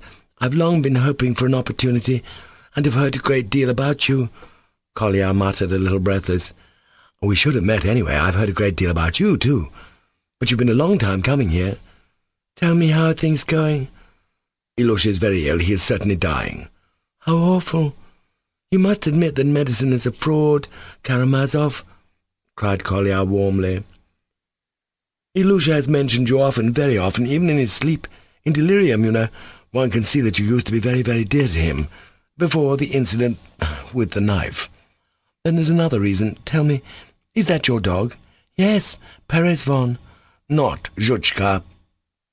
Alyosha looked at Kolya with eyes full of pity. "Is she lost forever?" "I know you would all like it to be Zhutchka. I've heard all about it." Kolya smiled mysteriously. "Listen, Karamazov, I'll tell you all about it. That's what I came for. That's what I asked you to come out here for, to explain the whole episode to you before we go in." He began with animation. "You see, Karamazov, Ilusha came into the preparatory class last spring. Well, you know what our preparatory class is. A lot of small boys. They began teasing Ilusha at once. I'm 2 classes higher up, and of course I only look on at them from a distance. I saw the boy was weak and small, but he wouldn't give in to them. He fought with them. I saw he was proud, and his eyes were full of fire. I like children like that, and they teased him all the more. The worst of it was he was horribly dressed at the time. His breeches were too small for him, and there were holes in his boots. They worried him about it. They jeered at him. That I can't stand. I stood up for him at once and gave it to them hot. I beat them, but they adore me, do you know, Karamazov?" Kolya boasted impulsively. "But I'm always fond of children. I've 2 chickens on my hands at home now. That's what detained me today. So they left off beating Ilusha, and I took him under my protection. I saw the boy was proud. I tell you that, the boy was proud. But in the end, he became slavishly devoted to me. He did my slightest bidding, obeyed me as though I were God, tried to copy me. In the intervals between the classes he used to run to me at once, and I'd go about with him. On Sundays, too. They always laugh when an older boy makes friends with a younger one like that. But that's a prejudice. If it's my fancy, that's enough. I'm teaching him, developing him. Why shouldn't I develop him if I like him? Here, you, Karamazov, have taken up with all these nestlings. I see you want to influence the younger generation, to develop them, to be of use to them, and I assure you this trait in your character, which I knew by hearsay, abstracted me more than anything. Let us get to the point, though.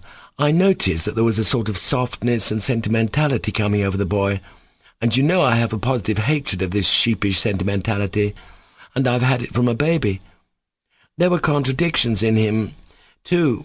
He was proud, but he was slavishly devoted to me, and yet all at once his eyes would flush, and he'd refuse to agree with me. He'd argue, fly into a rage. I used sometimes to propound certain ideas. I could see that it was not so much that he disagreed with the idea, but that he was simply rebelling against me, because I was cool in responding to his endearments. And so, in order to train him properly, the tenderer he was, the colder I became. I did it on purpose. That was my idea. My object was to form his character, to lick him into shape, to make a man of him. And besides, no doubt you understand me at a word. Suddenly I noticed for 3 days in succession he was downcast and dejected, not because of my coldness, but for something else, something more important. I wondered what the tragedy was. I've pumped him and found out that he had somehow got to know Smerdyakov, who was footman to your late father. It was before his death, of course. And he taught the little fool a silly trick. That is a brutal, nasty trick. He told him to take a piece of bread, to stick a pin in it, and throw it to one of those hungry dogs who snap up anything without biting it, and then to watch and see what would happen. So they prepared a piece of bread like that and threw it to Zhutchka, that shaggy dog there's been such a fuss about. The people of the house it belonged to never fed it at all, though it barked all day. Do you like that stupid barking, Karamazov? I can't stand it. So it rushed at the bread, swallowed it, and began to squeal. It turned round and ran away, squealing as it ran out of sight. That was Ilusha's own account of it. He confessed it to me and cried bitterly. He hugged me, shaking all over. He kept on repeating, he ran away squealing. The sight of that haunted him. He was tormented by remorse, I could see that. I took it seriously. I determined to give him a lesson for other things as well. So I must confess I wasn't quite straightforward, and pretended to be more indignant perhaps than I was. "You've done a nasty thing," I said. "You are a scoundrel. I won't tell of it, of course, but I shall have nothing more to do with you for a time. I'll think it over and let you know through Smurov." That's the boy who's just come with me. He's always ready to do anything for me. "Whether I will have anything to do with you in the future, or whether I give you up for good as a scoundrel." He was tremendously upset. I must own I felt I'd gone too far as I spoke, but there was no help for it. I did what I thought best at the time. A day or two after, I sent Smurov to tell him that I'd not speak to him again. That's what we call it when two schoolfellows refuse to have anything more to do with one another. Secretly, I only meant to send him to Coventry for a few days, and then, if I saw signs of repentance, to hold out my hand to him again. That was my intention. But what do you think happened? He heard Smurov's message. His eyes flashed. "Tell Krasotkin from me," he cried, "that I'll throw bread with pins to all the dogs, all of them. So he's going in for a little temper. We must smoke it out of him." And I began to treat him with contempt. Whenever I met him, I turned away or smiled sarcastically, and just then that affair with his father happened. You remember? You must realize that he was fearfully worked up by what had happened already. The boys, seeing I'd given him up, set on him and taunted him, shouting, "Wisp of toe, wisp of toe." And he had soon regular skirmishes with them, which I'm very sorry for. They seemed to have given him one very bad beating. One day he flew at them all as they were coming out of school. I stood a few yards off looking on, and I swear I don't remember that I laughed. It was quite the other way. I felt awfully sorry for him. In another minute I would have run up to take his part. But he suddenly met my eyes. I don't know what he fancied, but he pulled out a penknife, rushed at me and struck at my thigh, here in my right leg. I didn't move. I don't mind owning I am plucky sometimes, Karamazov. I simply looked at him contemptuously, as though to say, "This is how you repay all my kindness. Do it again if you like, I'm at your service." But he didn't stab me again. He broke down. He was frightened at what he'd done. He threw away the knife, burst out crying, and ran away. I did not sneak on him, of course, and I made them all keep quiet, so it shouldn't come to the ears of the masters. I didn't even tell my mother till it had healed up. And the wound was a mere scratch. And then I heard that the same day he'd been throwing stones and had bitten your finger. But you understand now what a state he was in. Well, it can't be helped. It was stupid of me not to come and forgive him, that is, to make it up with him. When he was taken ill, I'm sorry for it now. But I had a special reason. So now I've told you all about it, but I'm afraid it was stupid of me." "Oh, what a pity," exclaimed Alyosha with feeling, "that I didn't know before what terms you were on with him, or I'd have come to you long ago to beg you to go to him with me. Would you believe it, when he was feverish he talked about you in delirium. I didn't know how much you were to him. And you really not succeeded in finding that dog? His father and the boys have been hunting all over the town for it. Would you believe it, since he's been ill, I've 3 times heard him repeat with tears, 'It's because I killed Zhutchka, father, that I'm ill now. God is punishing me for it.' He can't get that idea out of his head. And if the dog were found and proved to be alive, one might also fancy the joy would cure him. We've all rested our hopes on you." "Tell me, what made you hope I should be the one to find him?" Kolya asked with great curiosity. "Why did you reckon on me rather than anyone else?" "There was a report that you were looking for the dog, and that you would bring it when you'd found it. Smurov said something of the sort. We've all been trying to persuade Ilusha that the dog is alive, that it's been seen. The boys brought him a live hare.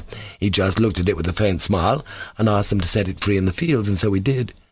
His father has just this moment come back, bringing him a mastiff pup, hoping to comfort him with that.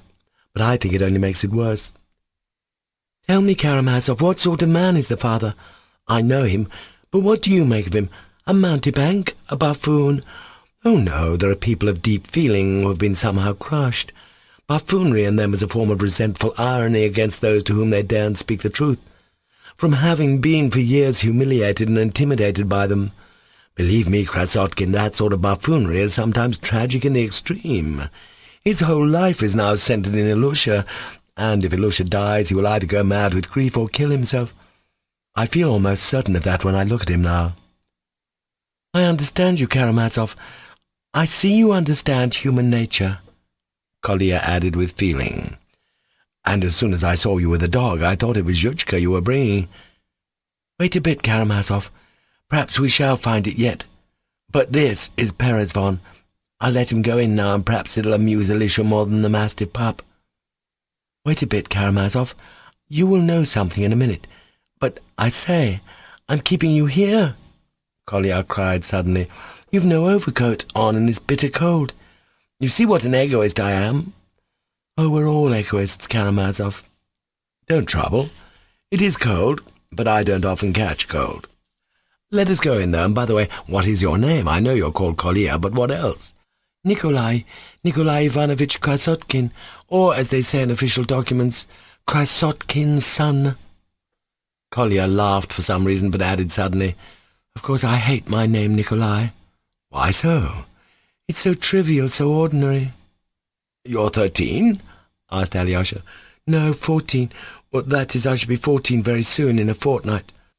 I'll confess one weakness of mine, Karamazov, just to you, since it's our first meeting, so that you may understand my character at once. I hate being asked my age. More than that, and in fact, there's a libelous story going about me that last week I played robbers with the preparatory boys. It's a fact that I did play with them, but it's a perfect libel to say I did it for my own amusement. I have reasons for believing that you've heard the story, but I wasn't playing for my own amusement. It was for the sake of the children, because they couldn't think of anything to do by themselves. But they've always got some silly tale. This is an awful town for gossip, I can tell you. But what if you had been playing for your own amusement? What's the harm? Come, I say, for my own amusement? You don't play horses, do you? But you must look at it like this, said Alyosha, smiling. Grown-up people go to the theatre, and there the adventures of all sorts of heroes are represented. Sometimes there are robbers and battles, too. And isn't that just the same thing, in a different form, of course? And young people's games of soldiers or robbers in their playtime are also art in its first stage. You know, they spring from the growing artistic instincts of the young, and sometimes these games are much better than performances in the theatre. The only difference is that people go there to look at actors, while in these games the young people are the actors themselves. But that's only natural. You think so? Is that your idea? Kolya looked at him intently. Oh, you know, that's rather an interesting view. When I go home I'll think it over. I'll admit I thought I might learn something from you. I've come to learn of you, Karamazov, Kolya concluded, in a voice full of spontaneous feeling. And I of you, said Alyosha, smiling and pressing his hand. Kolya was much pleased with Alyosha. What struck him most was that he treated him exactly like an equal, and that he talked to him just as if he were quite grown up. I'll show you something directly, Karamazov. It's a theatrical performance, too, he said, laughing nervously. That's why I've come. Let us go first to the people of the house, on the left. All the boys leave their coats in there because the room is small and hot. Oh, I'm only coming in for a minute. I'll keep on my overcoat. Perezvon will stay here in the passage and be dead. You see, Perezvon, lie down and be dead. You see how he's dead? I'll go in first and explore, then I'll whistle to him when I think fit, and you'll see he'll dash in like mad. Only Smurov must not forget to open the door at the moment. I'll arrange it all and you'll see something. Chapter 5. By Ilusha's Bedside. The room inhabited by the family of the retired Captain Snegiryov is already familiar to the reader. It was close and crowded at that moment with a number of visitors. Several boys were sitting with Ilusha, and though all of them, like Smurov, were prepared to deny that it was Alyosha who had brought them and reconciled them with Ilusha, it was really the fact. All the art he had used had been to take them, one by one, to Ilusha without sheepish sentimentality, appearing to do so casually and without design. It was a great consolation to Ilusha in his suffering. He was greatly touched by seeing the almost tender affection and sympathy shown him by these boys, who had been his enemies. Krasotkin was the only one missing, and his absence was a heavy load on Ilusha's heart. Perhaps the bitterest of all his bitter memories was his stabbing Krasotkin, who had been his one friend and protector. Clever little Smurov, who was the first to make it up with Ilusha, thought it was so. But when Smurov hinted to Krasotkin that Alyosha wanted to come and see him about something, the latter cut him short, bidding Smurov tell Karamazov at once that he knew best what to do, that he wanted no one's advice, and that if he went to see Ilusha, he would choose his own time, for he had his own reasons. That was a fortnight before this Sunday. That was why Alyosha had not been to see him, as he'd meant to. But though he waited, he sent Smurov to him twice again. Both times Krasotkin met him with a curt, impatient refusal, sending Alyosha a message not to bother him any more, that if he came himself, he, Krasotkin, would not go to Ilusha at all.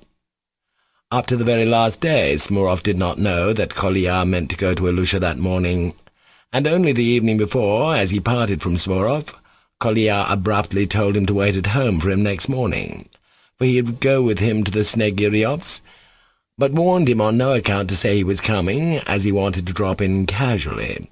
Smurov obeyed. Smurov's fancy that Kolya would bring back the lost dog was based on the words Kolya had dropped that they must be asses not to find the dog if it was alive.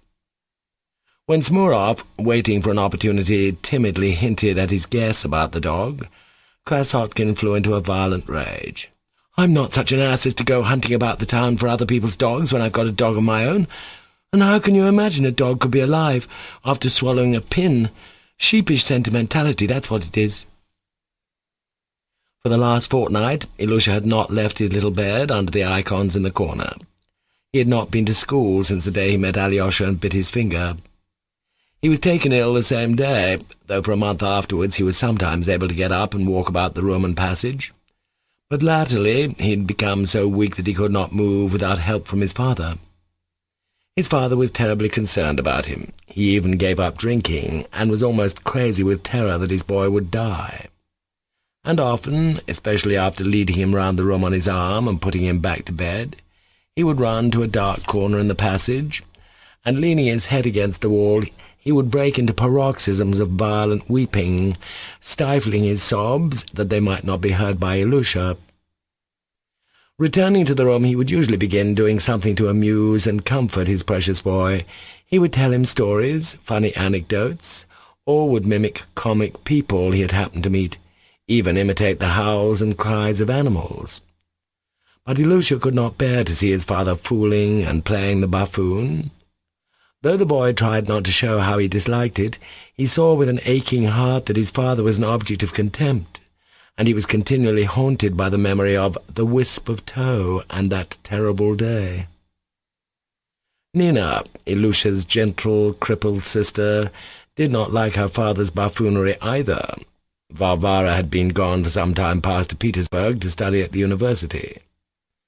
But the half-imbecile mother was greatly diverted and laughed heartily when her husband began capering about or performing something. It was the only way she could be amused. All the rest of the time she was grumbling and complaining that now everyone had forgotten her, that no one treated her with respect, that she was slighted, and so on. But during the last few days she had completely changed. She began looking constantly at Ilusha's bed in the corner and seemed lost in thought. She was more silent, quieter, and if she cried quietly so as not to be heard. The captain noticed the change in her with mournful perplexity. The boys' visits at first only angered her, but later on their merry shouts and stories began to divert her, and at last she liked them so much that, if the boys had given up coming, she would have felt dreary without them. When the children told some story or played a game, she laughed and clapped her hands. She called some of them to her and kissed them. She was particularly fond of Smurov. As for the captain, the presence in his room of the children, who came to cheer up Ilusha, filled his heart from the first with ecstatic joy. He even hoped that Ilusha would now get over his depression, and that would hasten his recovery. In spite of his alarm about Ilusha, he had not, till lately, felt 1 minute's doubt of his boy's ultimate recovery. He met his little visitors with homage, waited upon them hand and foot. He was ready to be their horse, and even began letting them ride on his back. But Ilusha did not like the game, and it was given up. He began buying little things for them, gingerbread and nuts, gave them tea, and cut them sandwiches. It must be noted that all this time he had plenty of money. He had taken the 200 roubles from Katerina Ivanovna, just as Alyosha had predicted he would, and afterwards Katerina Ivanovna, learning more about their circumstances and Ilusha's illness, visited them herself, made the acquaintance of the family, and succeeded in fascinating the half-imbecile mother. Since then she'd been lavish in helping them, and the captain, terror-stricken at the thought that his boy might be dying, forgot his pride and humbly accepted her assistance. All this time Dr. Herzenstube, who was called in by Katerina Ivanovna, came punctually every other day, but little was gained by his visits, and he dosed the invalid mercilessly. But on that Sunday morning a new doctor was expected, who had come from Moscow, where he had a great reputation. Katerina Ivanovna had sent for him from Moscow at great expense, not expressly for Ilusha, but for another object of which more will be said in its place hereafter. But, as he had come, she'd asked him to see Ilusha as well, and the captain had been told to expect him. He hadn't the slightest idea that Kolya Krasotkin was coming, though he had long wished for a visit from the boy for whom Ilusha was fretting. At the moment when Krasotkin opened the door and came into the room, the captain and all the boys were round Ilusha's bed, looking at a tiny mastiff pup, which had only been born the day before, though the captain had bespoken it a week ago to comfort and amuse Ilusha, who was still fretting over the lost and probably dead Zhuchka. Ilusha, who had heard 3 days before that he was to be presented with a puppy, not an ordinary puppy, but a pedigree mastiff, a very important point, of course, tried, from delicacy of feeling, to pretend that he was pleased, but his father and the boys could not help seeing that the puppy only served to recall to his little heart the thought of the unhappy dog he'd killed. The puppy lay beside him, feebly moving, and he, smiling sadly, stroked it with his thin, pale, wasted hand. Clearly he liked the puppy, but it wasn't Zhuchka. If he could have had Zhuchka and the puppy too, then he would have been completely happy. "Krasotkin!" cried one of the boys suddenly. He was the first to see him come in. Krasotkin's entrance made a general sensation. The boys moved away and stood on each side of the bed, so that he could get a full view of Ilusha. The captain ran eagerly to meet Kolya. "Please come in. You're welcome," he said hurriedly. "Ilusha, Mr. Krasotkin has come to see you." But Krasotkin, shaking hands with him hurriedly, instantly showed his complete knowledge of the manners of good society. He turned first to the captain's wife, sitting in her armchair, who was very ill-humoured at the moment, and was grumbling that the boys stood between her and Ilusha's bed, and did not let her see the new puppy. With the greatest courtesy he made her a bow, scraping his foot, and then turning to Nina, he made her, as the only other lady present, a similar bow. This polite behaviour made an extremely favourable impression on the deranged lady. "There, you can see at once he is a young man that has been well brought up," she commented aloud, throwing up her hands. "But as for our other visitors, they come in one on the top of another." "How do you mean, mamma, one on the top of another? How is that?" muttered the captain affectionately, though a little anxious on her account. "That's how they ride in. They get on each other's shoulders in the passage and prance in like that on a respectable family. Strange sort of visitors." "But who's come in like that, mamma?" "Why, that boy came in riding on that one's back and this one on that one's." Kolya was already by Ilusha's bedside. The sick boy turned visibly paler. He raised himself in the bed and looked intently at Kolya. Kolya had not seen his little friend for 2 months, and he was overwhelmed at the sight of him. He had never imagined that he would see such a wasted yellow face, such enormous, feverishly glowing eyes, and such thin little hands. He saw with grieved surprise Ilusha's rapid, hard breathing and dry lips. He stepped close to him, held out his hand, and almost overwhelmed he said, "Well, old man, how are you?" But his voice failed him. He couldn't achieve an appearance of ease. His face suddenly twitched, and the corners of his mouth quivered. Ilusha smiled a pitiful little smile, still unable to utter a word. Something moved Kolya to raise his hand and pass it over Ilusha's hair. "Never mind," he murmured softly to him to cheer him up, or perhaps not knowing why he said it. For a minute they were silent again. "Hello, so you've got a new puppy," Kolya said suddenly, in a most callous voice. "Yes," answered Ilusha in a long whisper, gasping for breath. "A black nose, that means he'll be fierce, a good house dog," Kolya observed gravely and stolidly, as if the only thing he cared about was the puppy and its black nose. But in reality he still had to do his utmost to control his feelings, not to burst out crying like a child, and do what he would, he could not control it. "When it grows up you'll have to keep it on the chain, I'm sure." "He'll be a huge dog," cried one of the boys. "Of course he will. A mastiff, large, like this, as big as a calf," shouted several voices. "As big as a calf, as a real calf," chimed in the captain. "I got one like that on purpose, one of the fiercest breed, and his parents are huge and very fierce. They stand as high as this from the floor. Sit down here on Ilusha's bed, or here on the bench. You're welcome. We've been hoping to see you a long time. You were so kind as to come with Alexei Fyodorovitch." Krasotkin sat on the edge of the bed, at Ilusha's feet. Though he had perhaps prepared a free and easy opening for the conversation on his way, now he completely lost the thread of it. No, I came with Perezvon. I've got a dog now called Perezvon, a Slavonic name. He's out there. If I whistle, he'll run in. I've brought a dog too," he said, addressing Ilusha all at once. "Do you remember Zhuchka, old man?" He suddenly fired the question at him. Ilusha's little face quivered. He looked with an agonized expression at Kolya. Alyosha, standing at the door, frowned and signed to Kolya not to speak of Zhuchka, but he did not or would not notice. "Where is Zhuchka?" Ilusha asked in a broken voice. "Oh, well, my boy, your Zhuchka's lost and done for." Ilusha did not speak, but he fixed an intent gaze once more on Kolya. Alyosha, catching Kolya's eye, signed to him vigorously again, but he turned away his eyes, pretending not to have noticed.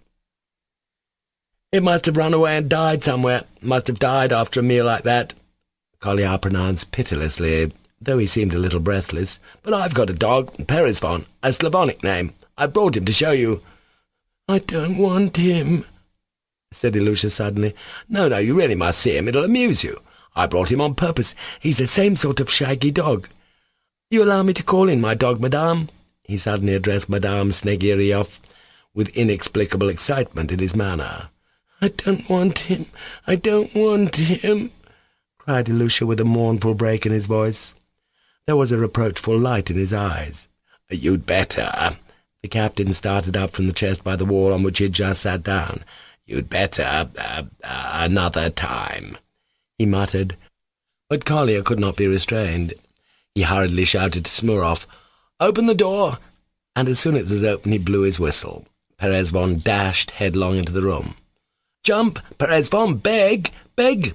shouted Kolya, jumping up, and the dog stood erect on his hind legs by Ilusha's bedside.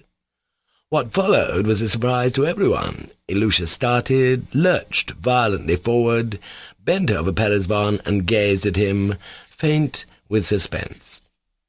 "It's Zhuchka!" he cried suddenly in a voice breaking with joy and suffering. "And who did you think it was?" Krasotkin shouted with all his might, in a ringing, happy voice, and bending down he seized the dog and lifted him up to Ilusha. "Look, old man, you see, blind in one eye, and the left ear is torn, just the marks you described to me. It was by that I found him. I found him directly. He did not belong to anyone. he explained, turning quickly to the captain, to his wife, to Alyosha, and then again to Ilusha. "He used to live in the Fedotovs' backyard. Though he made his home there, they did not feed him. He was a stray dog that had run away from the village. I found him. You see, old man, he couldn't have swallowed what you gave him. If he had, he must have died. He must have. So he must have spat it out since he's alive. You did not see him do it, but the pin pricked his tongue. That's why he squealed. He ran away squealing, and you thought he'd swallowed it.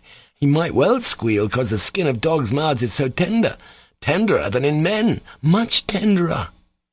Kolya cried impetuously, his face glowing and radiant with delight. Ilusha could not speak. White as a sheet, he gazed open-mouthed at Kolya, with his great eyes almost starting out of his head. And if Krasotkin, who had no suspicion of it, had known what a disastrous and fatal effect such a moment might have on the sick child's health, nothing would have induced him to play such a trick on him. But Alyosha was perhaps the only person in the room who realized it. As for the captain, he behaved like a small child. "Zhutchka! It's Zhutchka!" he cried in a blissful voice. "Ilusha, this is Zhutchka, your Zhutchka! Mama, this is Zhutchka!" He was almost weeping. "And I never guessed," cried Smurov regretfully. "Bravo, Krasotkin! I said he'd find the dog, and here he's found him." "Here he's found him," another boy repeated gleefully. "Krasotkin's a brick," cried a third voice. "He's a brick, he's a brick," cried the other boys, and they began clapping. "Wait, wait!" Krasotkin did his utmost to shout above them all. "I'll tell you how it happened. That's the whole point. I found him, I took him home, and hid him at once. I kept him locked up at home and did not show him to anyone till today. Only Smurov had known for the last fortnight, but I assured him this dog was called Perezvon, and he did not guess. And meanwhile I taught the dog all sorts of tricks.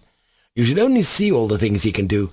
I trained him so as to bring you a well-trained dog in good condition, old man, so as to be able to say to you, 'See, old man, what a fine dog your Zhutchka is now.' Haven't you a bit of meat? He'll show you a trick that will make you die with laughing. A piece of meat, haven't you got any?" The captain ran across the passage to the landlady, where their cooking was done. Not to lose precious time, Kolya, in desperate haste, shouted to Perezvon, "Dead!" and the dog immediately turned round and lay on his back with its 4 paws in the air. The boys laughed. Ilusha looked on with the same suffering smile, but the person most delighted with the dog's performance was Mamma. She laughed at the dog and began snapping her fingers and calling it, "Perezvon! Perezvon!" "Nothing will make him get up, nothing!" Kolya cried triumphantly, proud of his success. "He won't move for all the shouting in the world, but if I call to him, he'll jump up in a minute. Easy, Perezvon!"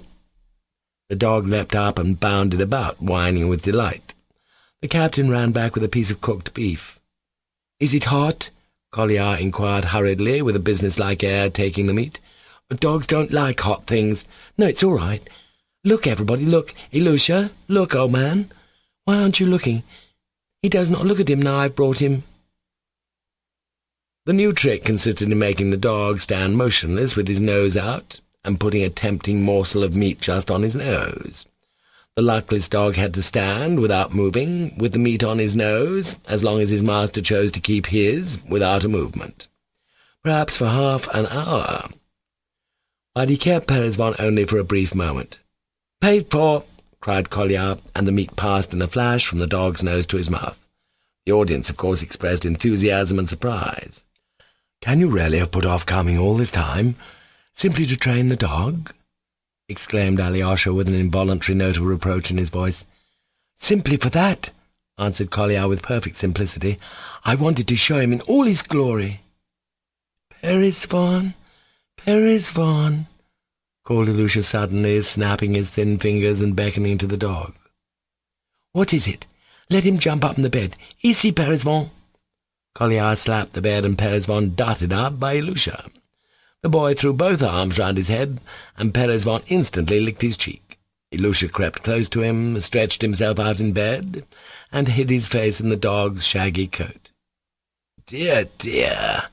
kept exclaiming the captain. Kolya sat down again on the edge of the bed. "Ilusha, I can show you another trick. I brought you a little cannon. You remember I told you about it before, and you said how much you liked to see it. Well, here, I've brought it to you." And Collier hurriedly pulled out of his satchel the little bronze cannon.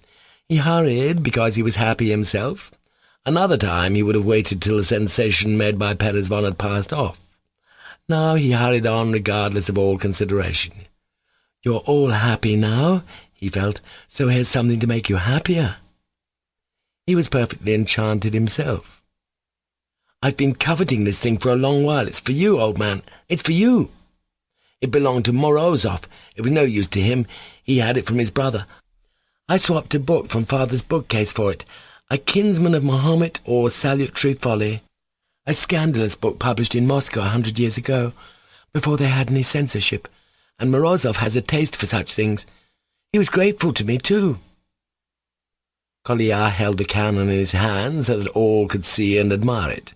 Ilusha raised himself, and with his right arm still round the dog, he gazed enchanted at the toy.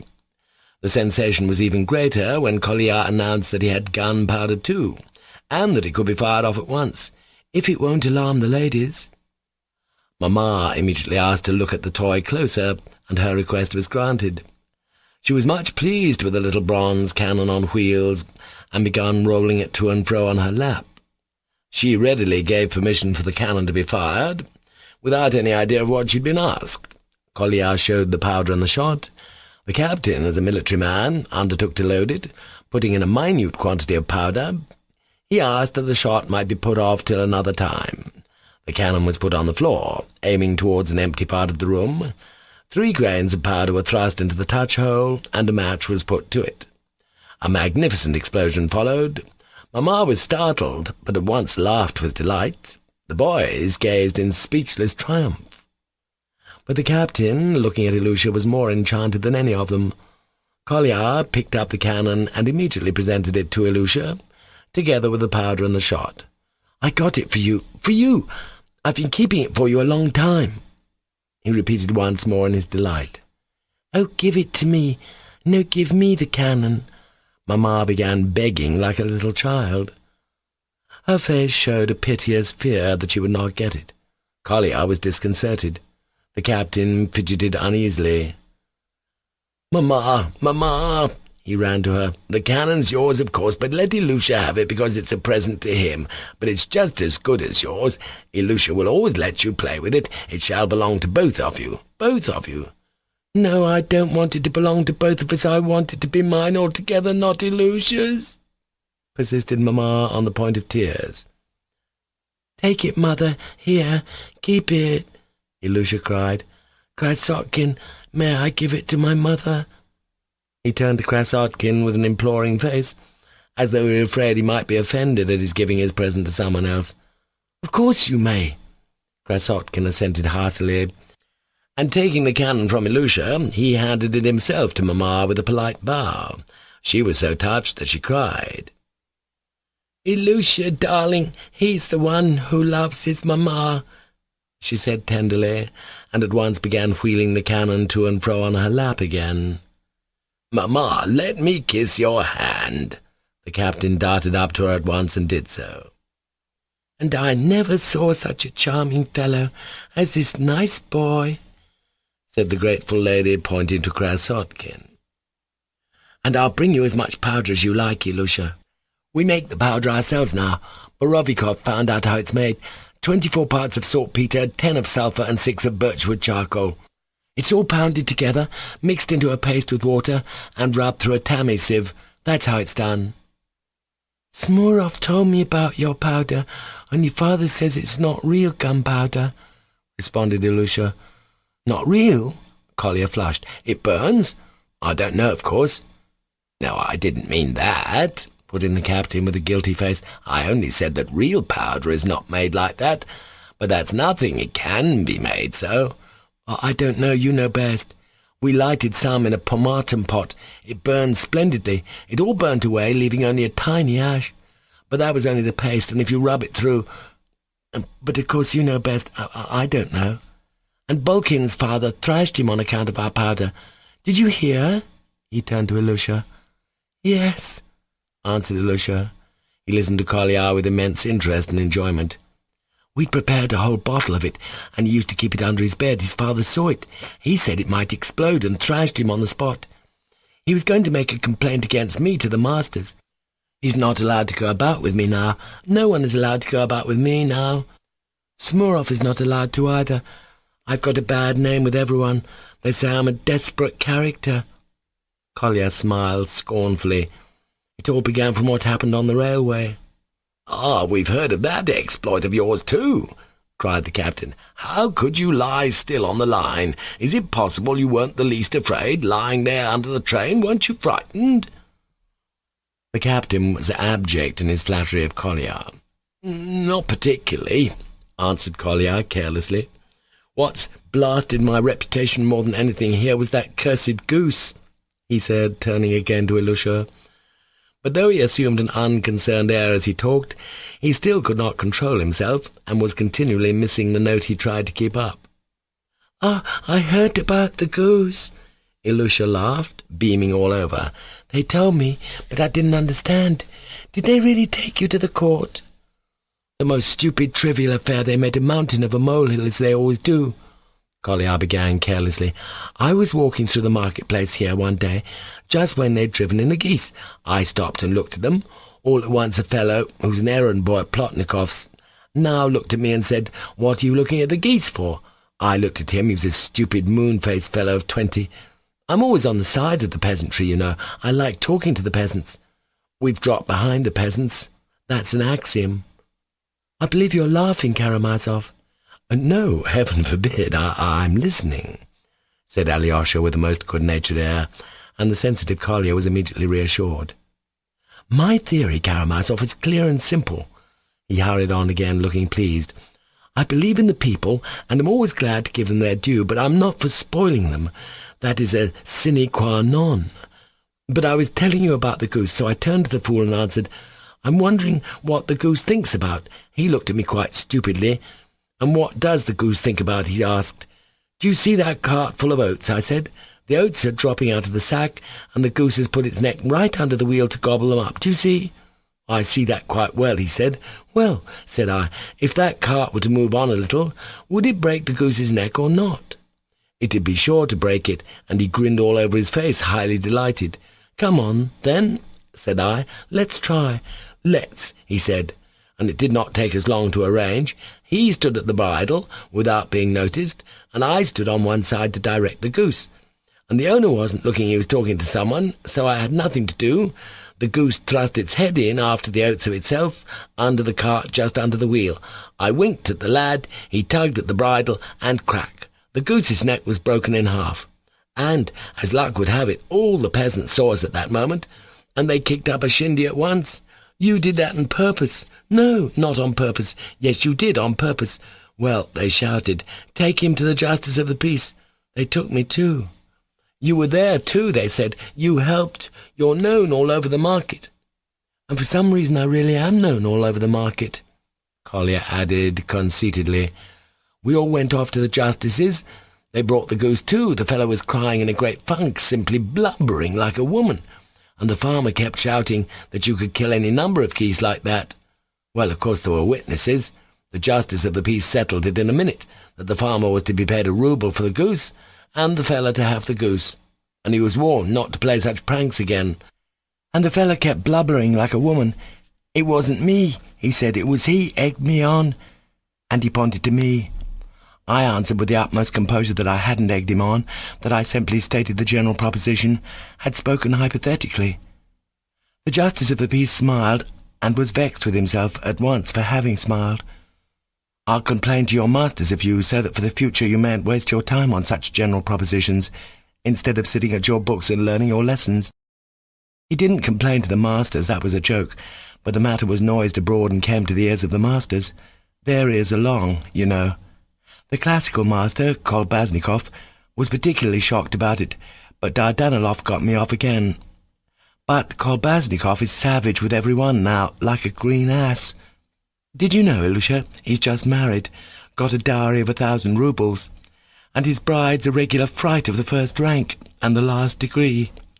The third-class fellows wrote an epigram on it.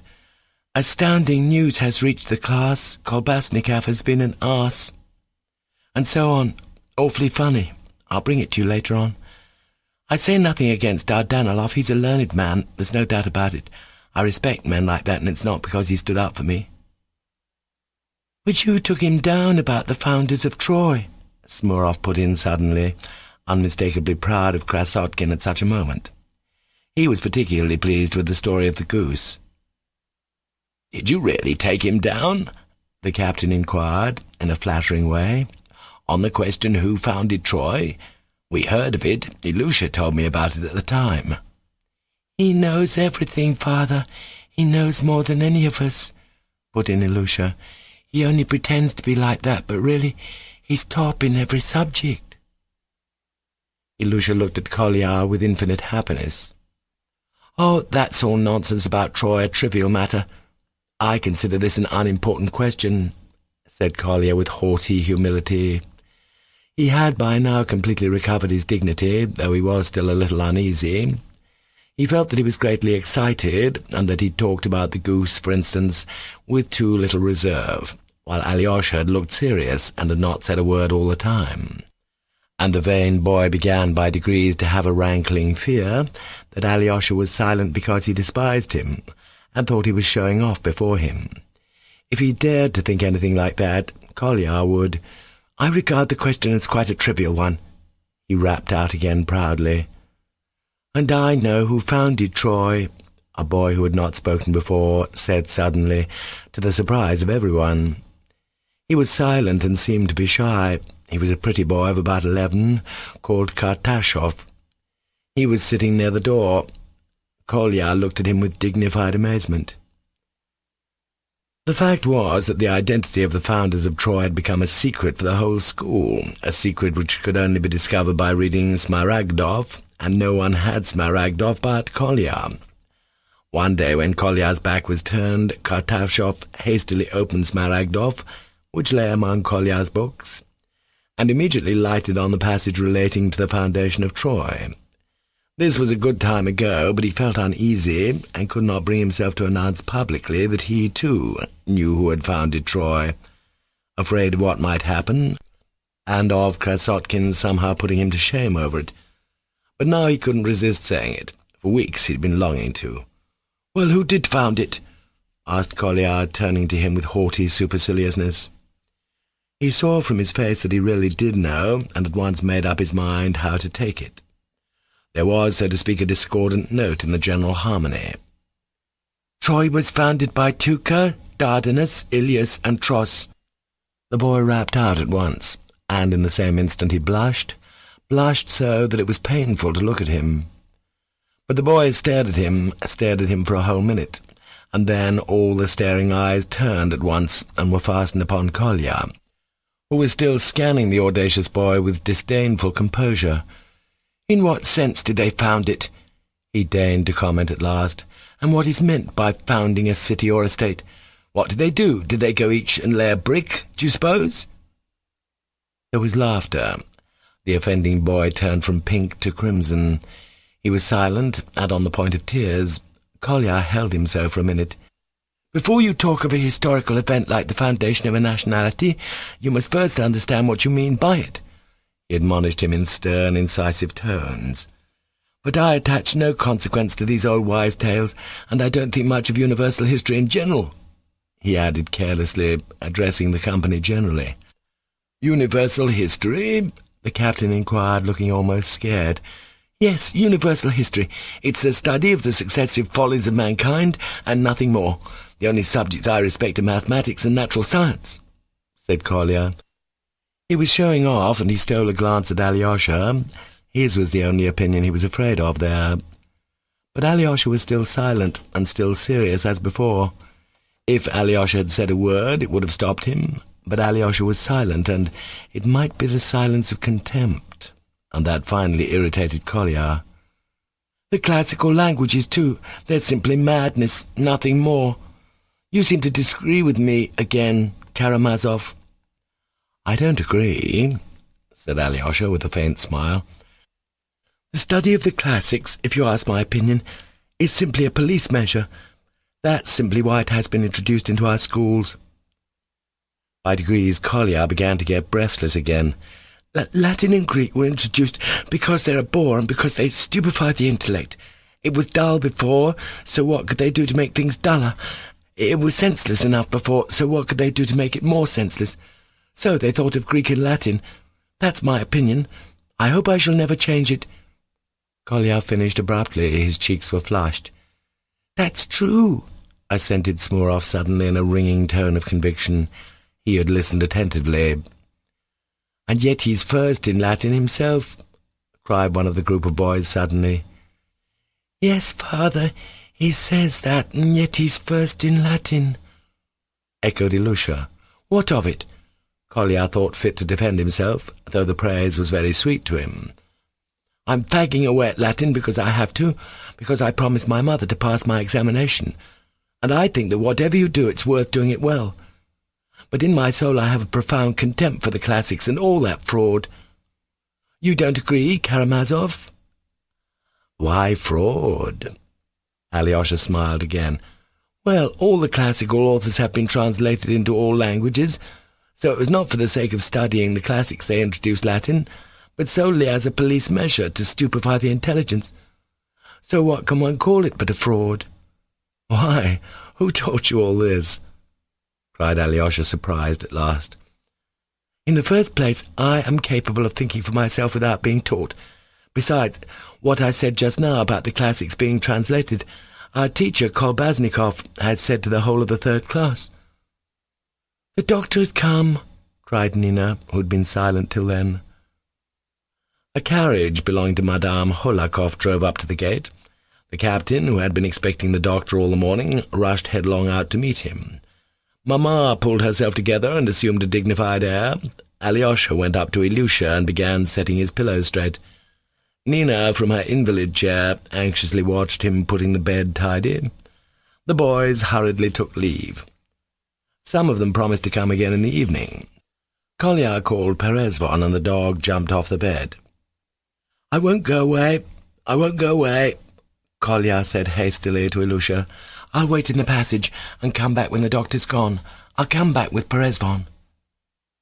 But by now the doctor had entered, an important-looking person with long, dark whiskers and a shiny, shaven chin, wearing a bearskin coat.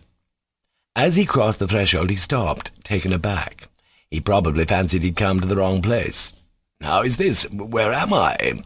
he muttered, not removing his coat nor his peaked sealskin cap. The crowd, the poverty of the room, the washing hanging on a line in the corner puzzled him. The captain, bent double, was bowing low before him. "It's here, sir. Here, sir," he muttered cringingly. "It's here. You've come right. You were coming to us. Snegirioff," the doctor said loudly and pompously. "Mr. Snegirioff, is that you?" "That's me, sir." "Ah." The doctor looked round the room with a squeamish air once more and threw off his coat, displaying to all eyes the grand decoration at his neck. The captain caught the fur coat in the air, and the doctor took off his cap. "Where is the patient?" he asked, emphatically.